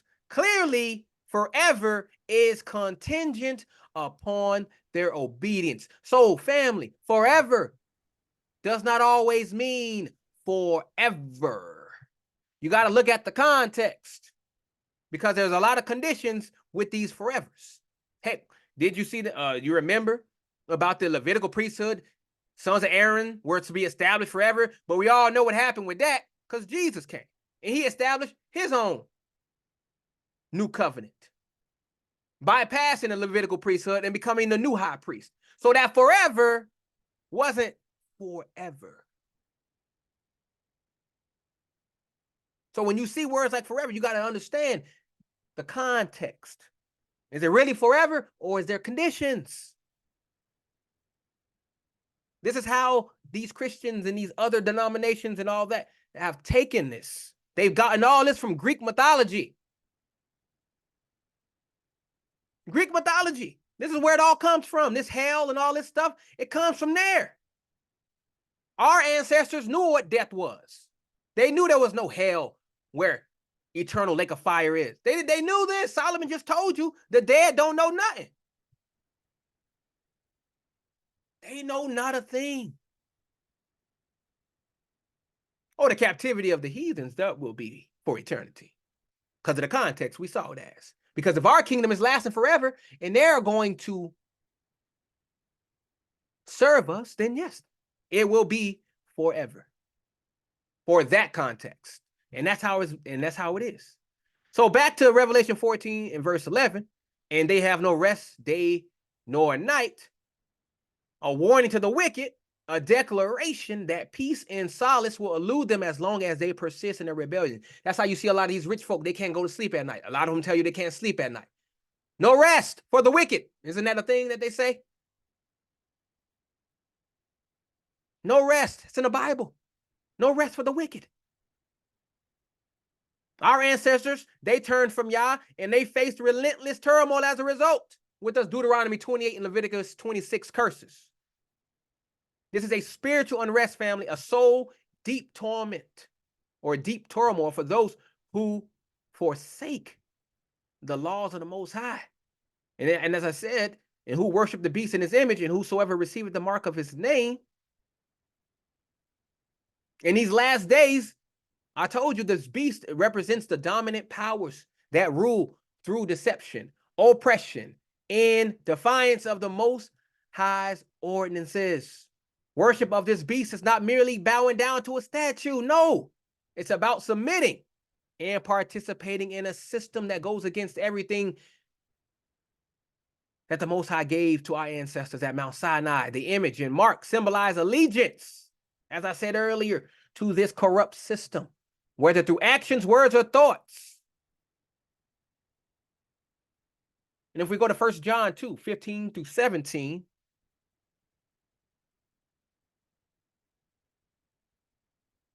John warns us about this. 1 John 2, 15 through 17. Love not the world, neither the things that are in the world. If any man love the world, the love of the Father is not in him. For all that is in the world, the lust of the flesh and the lust of the eyes and the pride of life is not of the Father, but is of the world. And the world passeth away, and the lust thereof. But he that doth the will of the Father abide forever. So that right there, that is what we're supposed to do. That is what we're supposed to follow. We're not to love this world. We got to stay separate, stay set apart, family. And as we go to verse 12, here's the patience of the saints. The patience of the saints. The same patience here is not merely about waiting. No, it's about perseverance. Through what?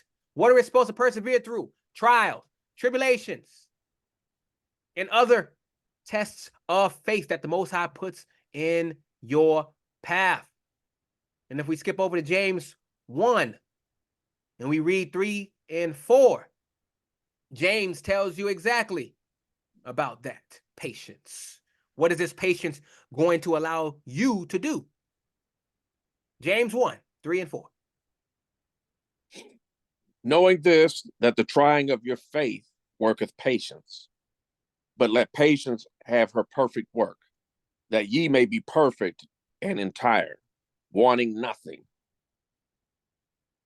The saints are those who withstand the onslaught of the enemy and remain steadfast in their covenant with the Most High. So who are the saints? As we read last week, we're going to read it again. Psalms 50 and 5 will tell you who these saints are. Psalms 50 and verse number 5. Gather my saints together unto me, those that have made a covenant with me by sacrifice. This covenant, family, was made with our forefathers, Abraham, Isaac, and Jacob, and it's to their descendants, us, that the covenant applies. These saints are the elect, chosen by Yah to uphold his commandments and bear witness to his truth. That's the remnant he's talking about. This is where we want to be. We want to be a part of this remnant here. That way we get all of the promises, family. So the critical components of being counted among the saints are what? That they keep the commandments of God in the faith of Jesus. So keeping the commandments is not optional, family, or outdated. It's the very essence of our identity as a chosen people. How do we know this? We go to 1 John 2. Going back to 1 John 2. We read 3 and 4 there. 1 John 2, 3 and 4. And hereby we do know that we know him if we keep his commandments. He that saith, I know him, and keepeth not his commandments is a liar, and the truth is not in him. And the commandments in this day are fulfilled through faith and love for your God and your people. We're not just doing the commandments out of obligation like the Pharisees did back in the old covenant. No, we're in the new covenant. And we're taught to love the Most High and love our people. That's how we fulfill the commandments. Because if we love our people and love God, then we ain't going to do anything against those 10 commandments. Plain and simple. We're not following the letter of the law no more. We're in the spirit of the law. And the spirit of the law is represented by Christ. So we walk as he walked.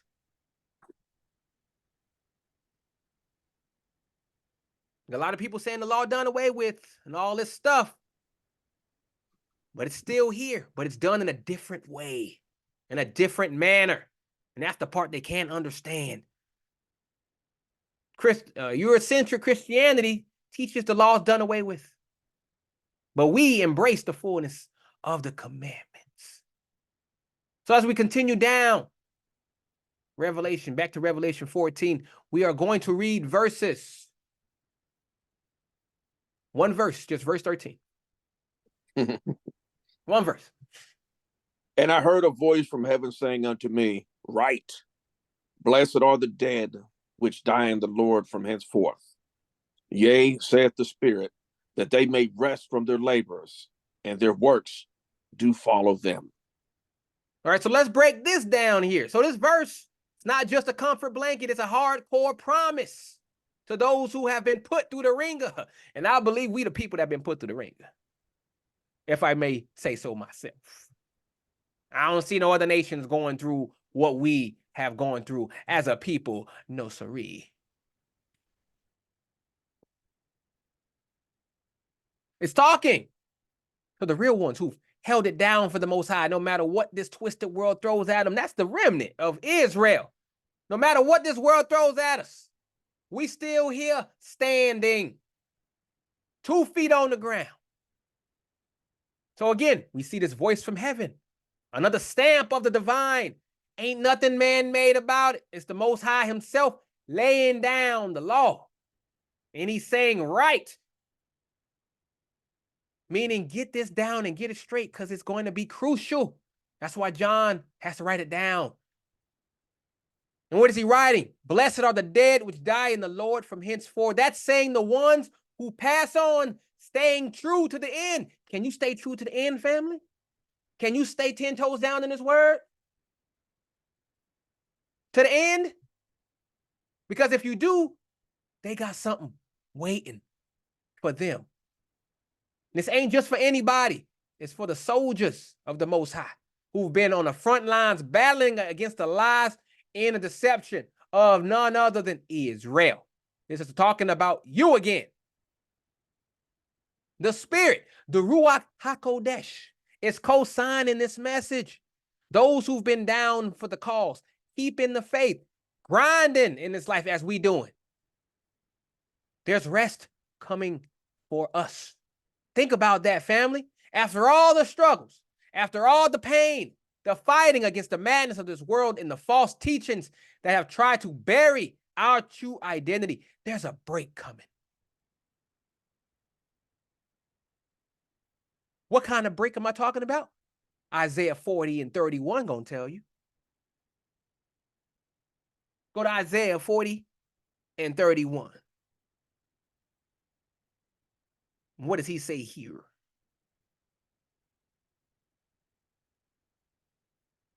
You muted yourself, brother. Or you muted. But they that wait upon the Lord shall renew their strength. They shall mount up with wings as eagles. They shall run and not be weary. And they shall walk and not faint. That's the kind of rest we're talking about. But don't sleep on their works. Do follow them. Do not sleep on this part. This is big. It means all the good you've done. Sticking to the laws and commandments. Staying loyal to Yahushua. It's coming with you. It's on the record. The Most High wrote it down. The Most High ain't forgetting a thing. He's got the receipts. And he's paying out accordingly.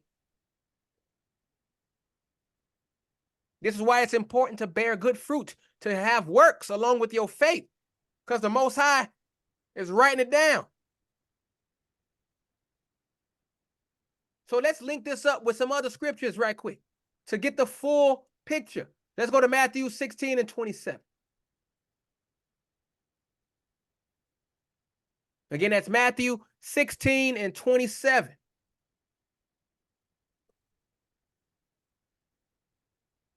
For the Son of Man shall come in the glory of his Father with his angels, and then he shall reward every man according to his works. You see the connection, Israel? So this verse here, this 13th verse is saying the same thing.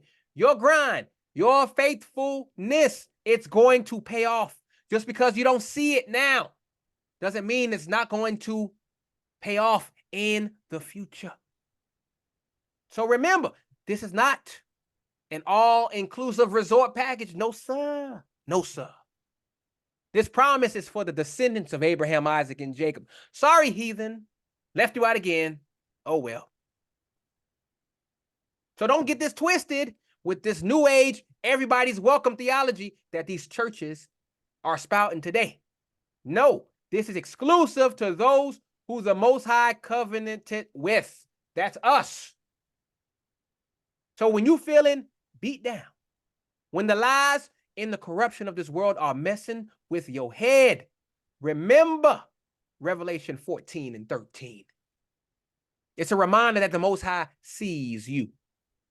He knows your work and he's got your back. It's a guarantee that all this hardship ain't for nothing. And there's a kingdom coming where we, the true Israel, will reign with Christ, where we'll find that eternal rest and our works will bear fruit forever. So let's keep it moving down Revelation 14.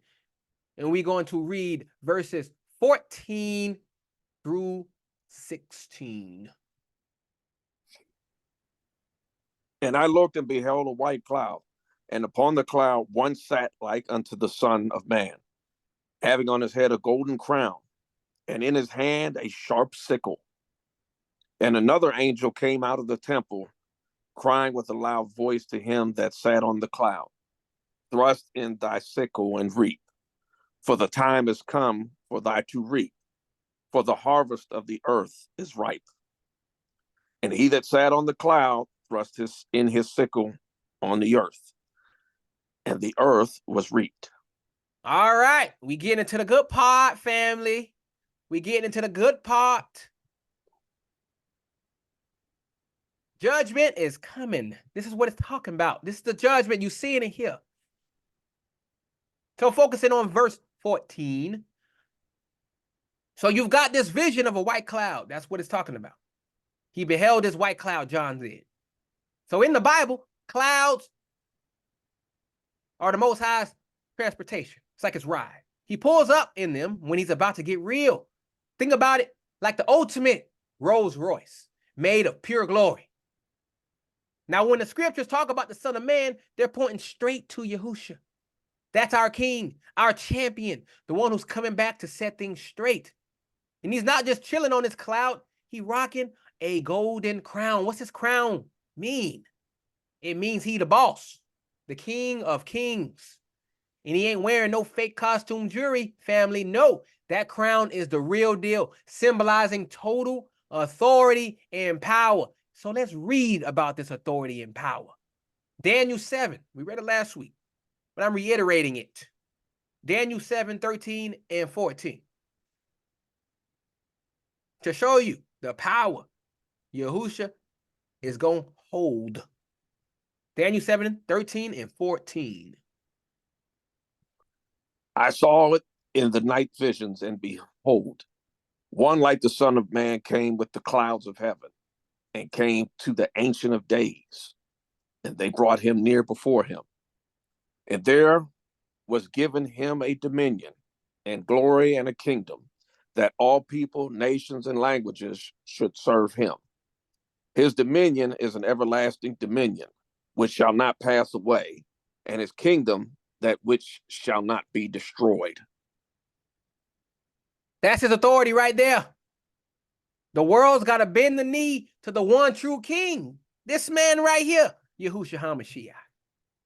Now let's talk about this sharp sickle he's holding in his hand. We're not talking about no farming equipment, family. No. This sickle means it's harvest time. But we're not harvesting wheat or corn. No, we talking about people. We finna harvest people. So Yahushua is about to swing that sickle and separate the real ones from the fakes. Just like he explained about in the parable of the wheat and the tares back in Matthew 13. You can read that chapter on your own. But that's where he talked about that at. So the harvest is code for Judgment Day. And the angels are the celestial farm hands, if you will. So what's the takeaway for us, Israel? What does this mean for you? Simple. The clock's ticking down to crunch time. We've been played for too long with that whitewashed Christianity nonsense, having our identity and history jacked. But the time's coming when Yahushua is going to show up and throw down, bringing justice and flipping the script. So the last will be first. So we got to get our act together down here and prep for this divine roll up, because that's what's going to happen. Forget all that false doctrine that's been fed to us. We got to reclaim our own truth, our laws, and our heritage. Because when that sickle swings, you want to be on the right side of that cut. You don't want to be a tare. You want to be the wheat.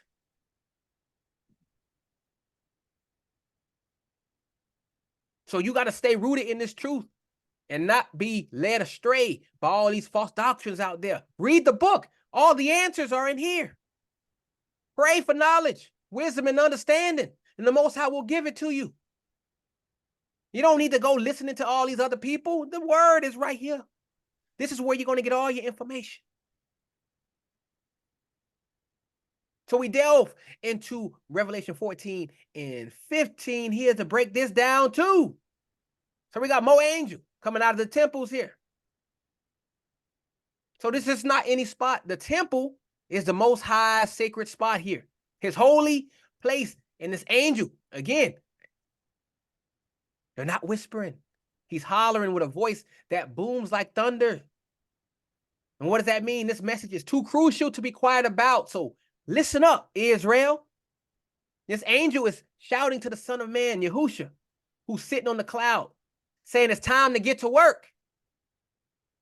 This angel is telling him to thrust in his sickle and start reaping, because the harvest, the earth, is ready. It's go time, and the produce is ripe for picking. We're talking about Judgment Day, and it's on the doorstep, family. Are you ready for this day if it happens in your time? But let's get deeper into this ripe business. So the earth being ripe means that everything, the good, the bad, and the ugly, has reached its peak.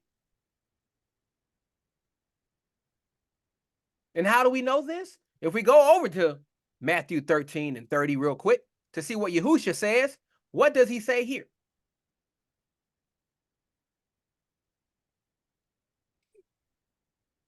Let both grow together until the harvest. Talking about the wheats and the tares, the good, the bad, the ugly. Let them all grow together until the harvest. And this is what we're talking about here in these verses, the harvest. That means let the true Israelites and the fakers, the oppressors, and the corrupted systems all hit their full stride. When the time's right, he'll sort them out. So what does this got to do with you, Israel? It's about recognizing that the time to play games is over. The Most High ain't playing when it comes to who's who.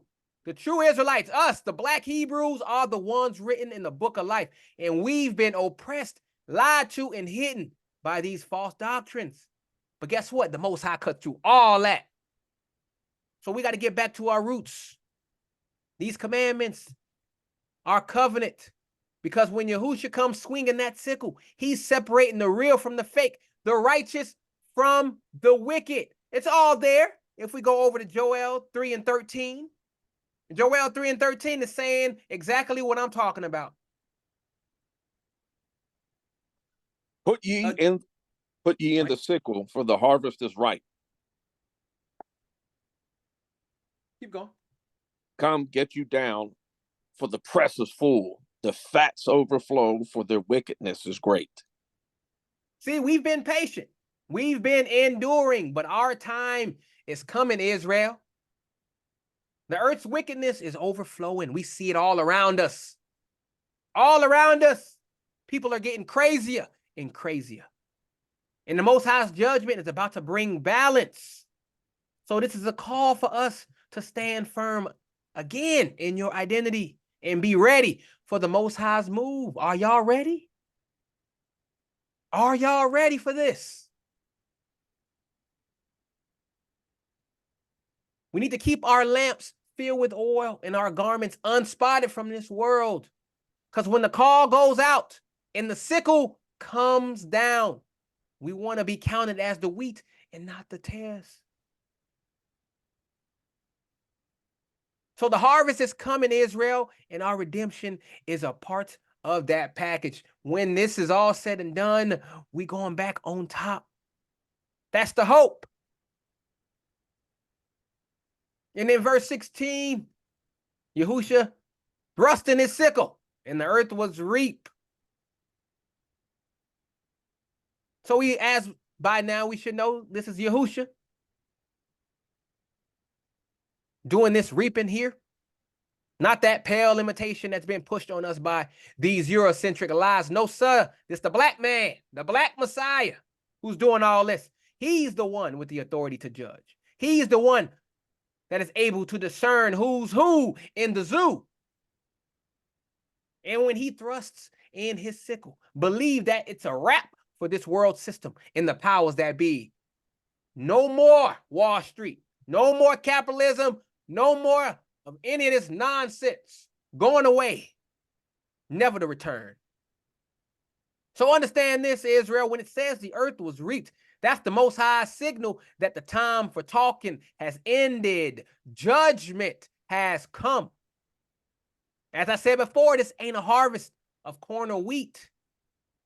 This is the harvest of souls, of nations, of everything that has been sown in the earth. The good, the bad, the ugly. And for us, the true Israelites, the remnant, this is the moment we've been waiting for. This is the fulfillment of Job 14:5. Let's read it. Job 14:5. What does it say?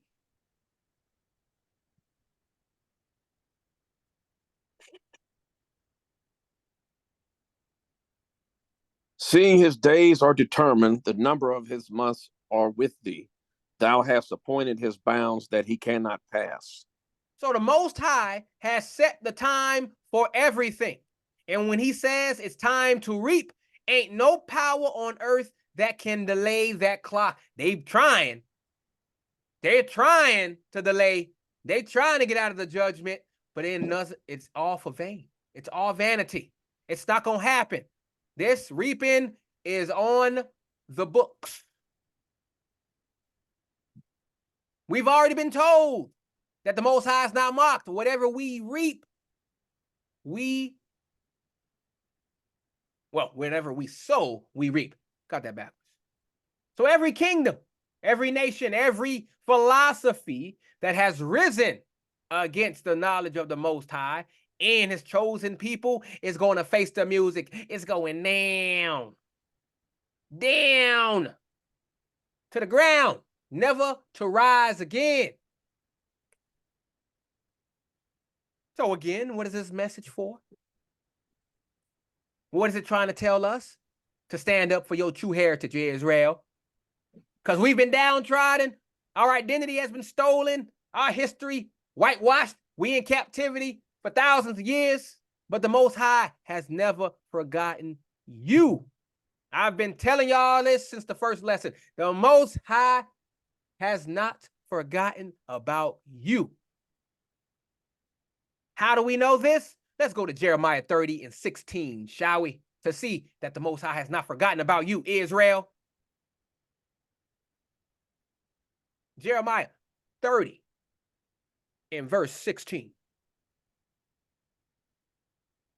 Therefore, all they that devour thee shall be devoured, and all thine adversaries, every one of them, shall go into captivity.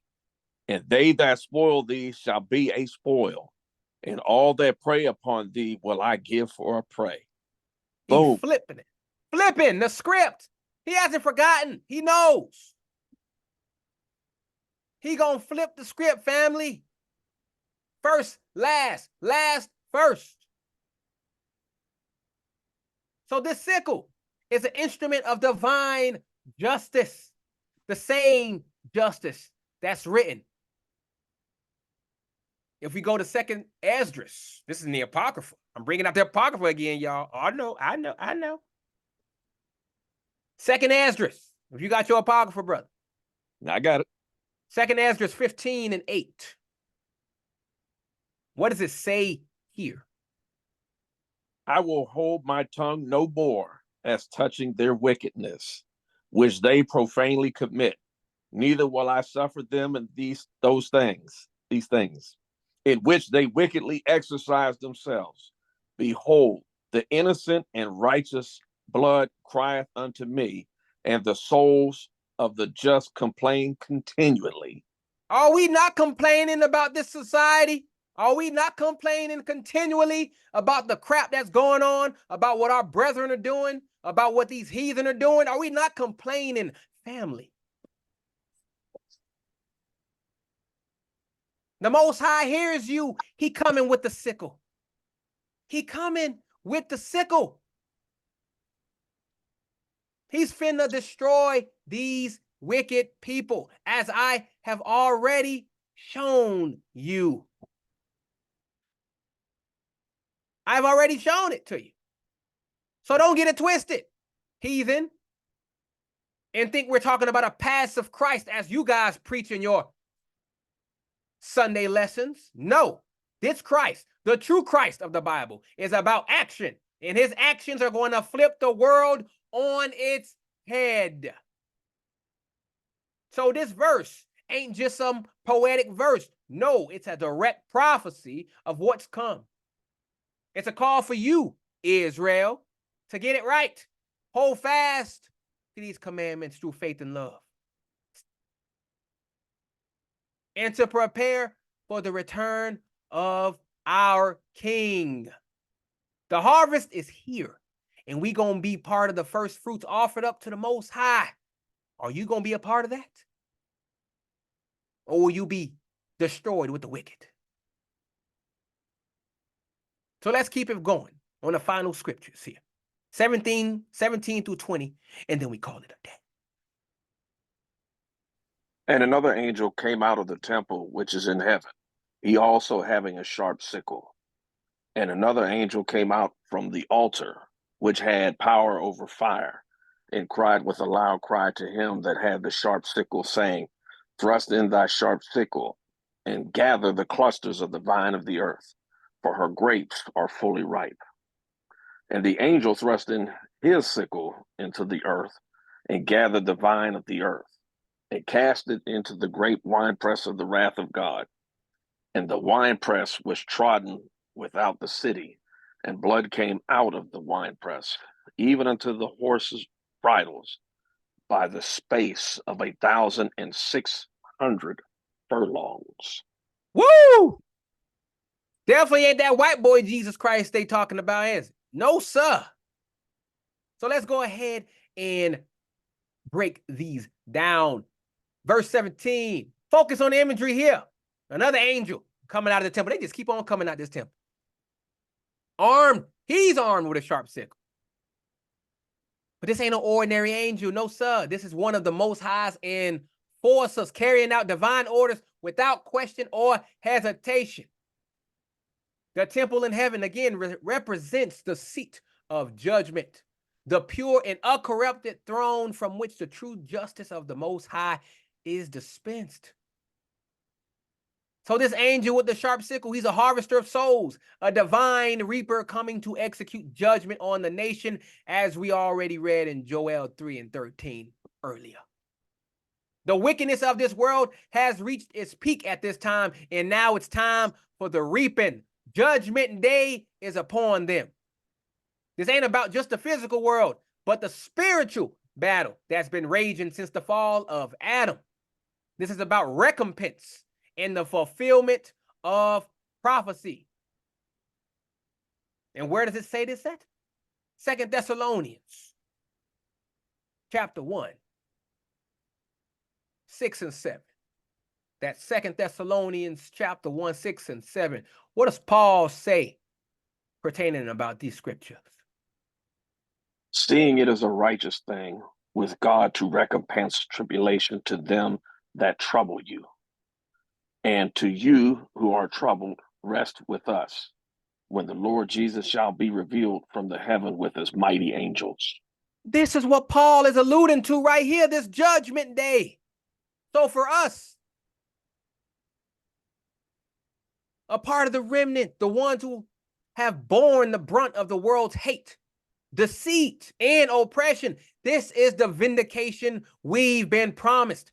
Our enemies who enslaved us, colonized our minds with their religion, and stripped us of our true identity, they gonna face the wrath of the Most High Yah. And he's gonna flip this captivity. We was their captives, now they gonna be our captives. And we gonna rule over them. This has not happened yet. This is how we know this is still future. But yet I don't see anybody. I don't see these heathen over there in the land today ruling over their oppressors. No, sir. They got people that hate them. So we know that this prophecy ain't about them. It's about us, Israel. So this angel coming out with the sharp sickle is a sign of the times, a clear indication that the tables are about to turn. Because the saints of the Most High is going to take the kingdom and possess the kingdom forever, even forever and ever. You see, our oppressors have fed us a twisted version of reality, family. A Eurocentric doctrine that dilutes the power and purpose of the scriptures. They taught us to turn the other cheek while they pillage and plunder our heritage. But no more. No more. The truth is laid bare for those with eyes to see. So this Revelation 14 and 7 is not for the faint of heart. Sorry, heathen, you can go away. It's a warning and a promise rolled into one. The Most High is about to show his hand. And when he does, every knee will bow. And every tongue will confess that the true children of Israel are the apple of his eye. And that he is king. So we go to verse 18 here. It gets even worse for the nations. Uh-oh. Man. So pay close attention here. Another angel coming out from the altar. This is another one. They just keep coming like a train, just keep coming.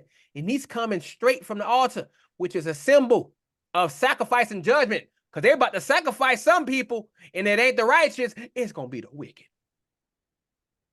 This angel has gotten power over fire. And to remind you, as I've said before, fire in scripture is often symbolic of purification and destruction. How do we know this? It's written in Malachi 3 and 2. Malachi 3 and 2. But who may abide the day of his coming, and who shall stand when he appeareth? For he is like a refiner's fire, and like a fuller's soap. So this angel is crying out with a loud cry to the one with the sickle, which means this message is urgent, critical, life or death. Saying, get to work, because the time is now. The grapes that we read in verse 18 represents the nations ripe with iniquity, fully mature in their sin. They've reached the peak of their rebellion against the Most High. And as we can see, they're reaching it. Every crazy law that they passed is just another drop in the sin cup. And right here, we're reading about the culmination when that cup overfloweth. So they reached the peak of their rebellion against the Most High and against his chosen people, the true Israelites, you and me. The Most High's judgment ain't arbitrary. It's not arbitrary. It is precise. It comes when the time is right, when the wickedness is at its fullest. And how do we know? Because it happened with the first Babylon. If we go over to Jeremiah 51 and 33, the Most High always has a time when he strikes. Again, that's Jeremiah 51 and 33. For thus saith the Lord of hosts, the God of Israel, the daughter of Babylon is like a threshing floor. It is time to thresh her. Yet a little while, and the time of her harvest shall come. So this is a warning to the nations, but it's also a promise to us. Why? Because we've been trampled on, just like those grapes. But the difference is we're not the fruit of wickedness. We're the seeds of righteousness, waiting to be gathered and restored. How we know we're going to be restored? Again, let's go to another scripture. Let's go to Psalms 126. We go to Psalms 126, and we read 5 and 6 of Psalms 126. They that sow in tears shall reap in joy. He that goeth forth and weepeth, bearing precious seed, shall doubtless come again with rejoicing, bringing his sheaves with him. That's us. That's our restoration right there. We're going to reap in joy. Right now, we sowing in tears right now. We crying because of all this brutality, because of all these things that the heathen have done to us and continue to do. We crying right now to the Most High. But he said we're going to reap joy. Your crying is not in vain, Israel. The Most High heareth your cries. We read it earlier. So this angel is calling for the reaping of the earth. This is divine justice in action. It's about the fulfillment of prophecies that have been laid out since the days of old. And what are these prophecies? Let's go to Isaiah 63 and 4, where he is talking about this. The same day that we're reading about here in Revelation 14 and 18, 63 and 4 in Isaiah, talking about this day. For the day of vengeance is in mine heart, and the year of my redeemed is come. So let me make this abundantly clear, Israel. This ain't no time for watering down the truth. This is the time for the children of Israel to stand firm in their identity. I've been saying it all day. Do not let go of your heritage. The Most High gave it to you for a reason. Stay with the plan. So you stand firm in that, and you hold fast to these promises of the Most High. The other nations have had their time, but just like it's written in Obadiah 1 and 15, what does it say here? If we go to Obadiah 1 and 15, what does it say here? For the day of the Lord is near upon all the heathen. As thou hast done, it shall be done unto thee. Thy reward shall return upon thine own head. You hear that, Israel? Redemption, recompense, revenge. It's all coming. The call is going out. The sickle is poised and the fire is ready. It's time for the reckoning. It's time for the true Israelites to rise. And time for the deceivers and oppressors to face the music. And as we move down to verse 19 here, this not a light read either.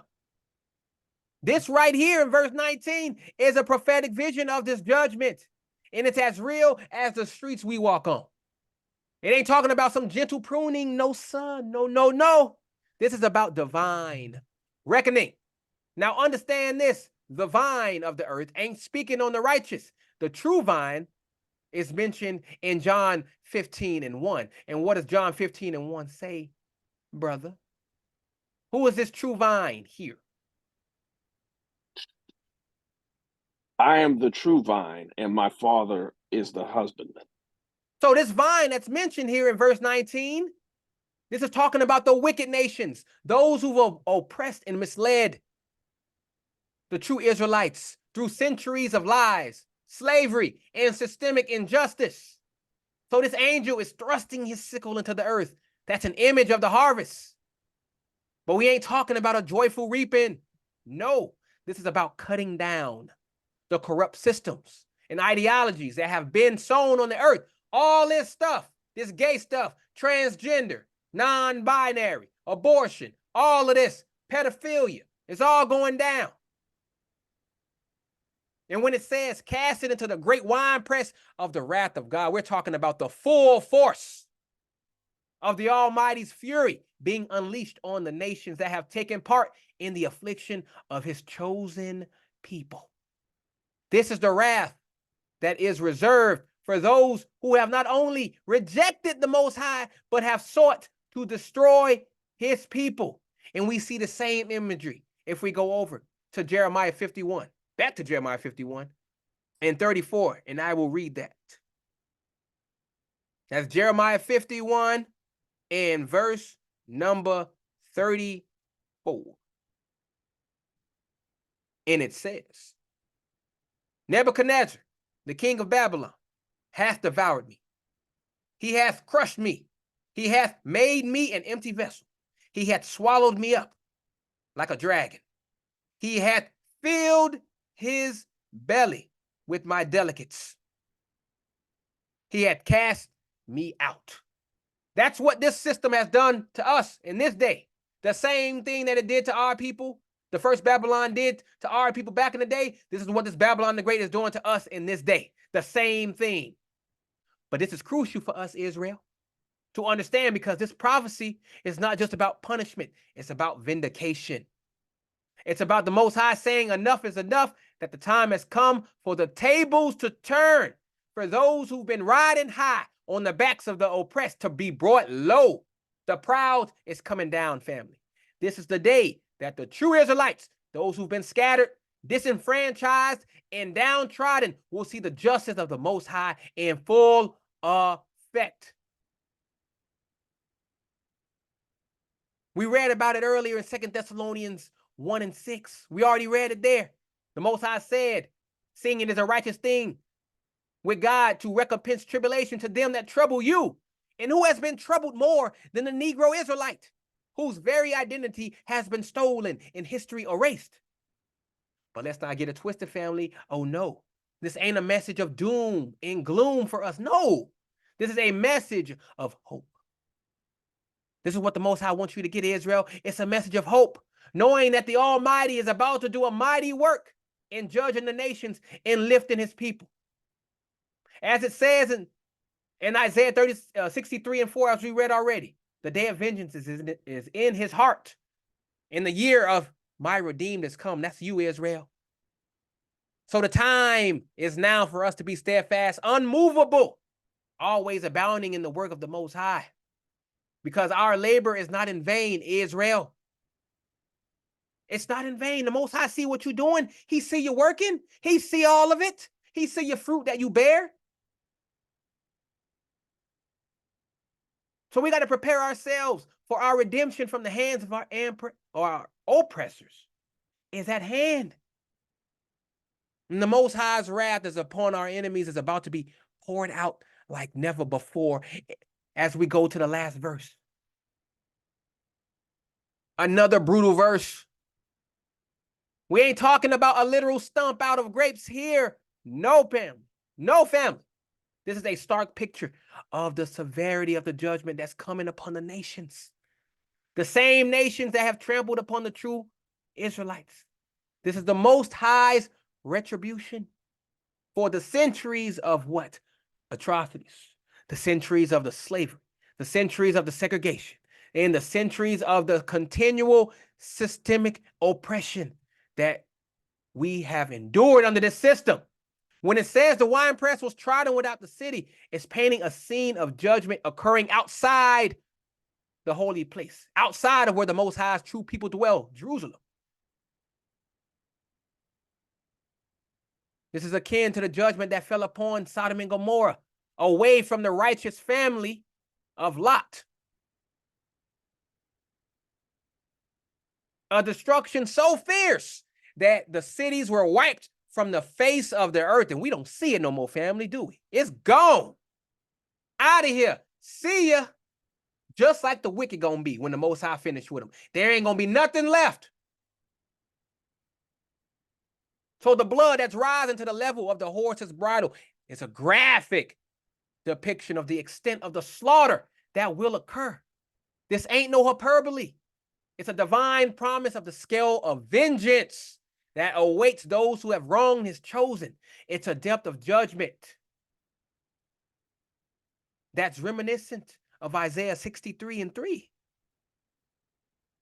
If we go there, Isaiah 63:3. And what does that say? I have trodden the winepress alone, and of the people there was none with me. For I will tread them in mine anger, and trample them in my fury, and their blood shall be sprinkled upon my garments, and I will stain all my raiment. Do you hear that? Do you hear that? That is an epic slaughter. Now let's talk about this 1,600 furlongs.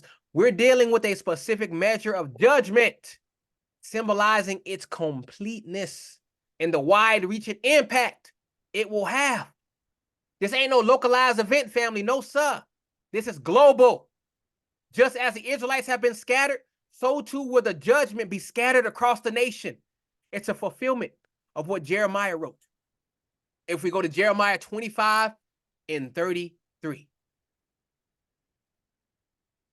That's Jeremiah 25:33. What does the Most High say here?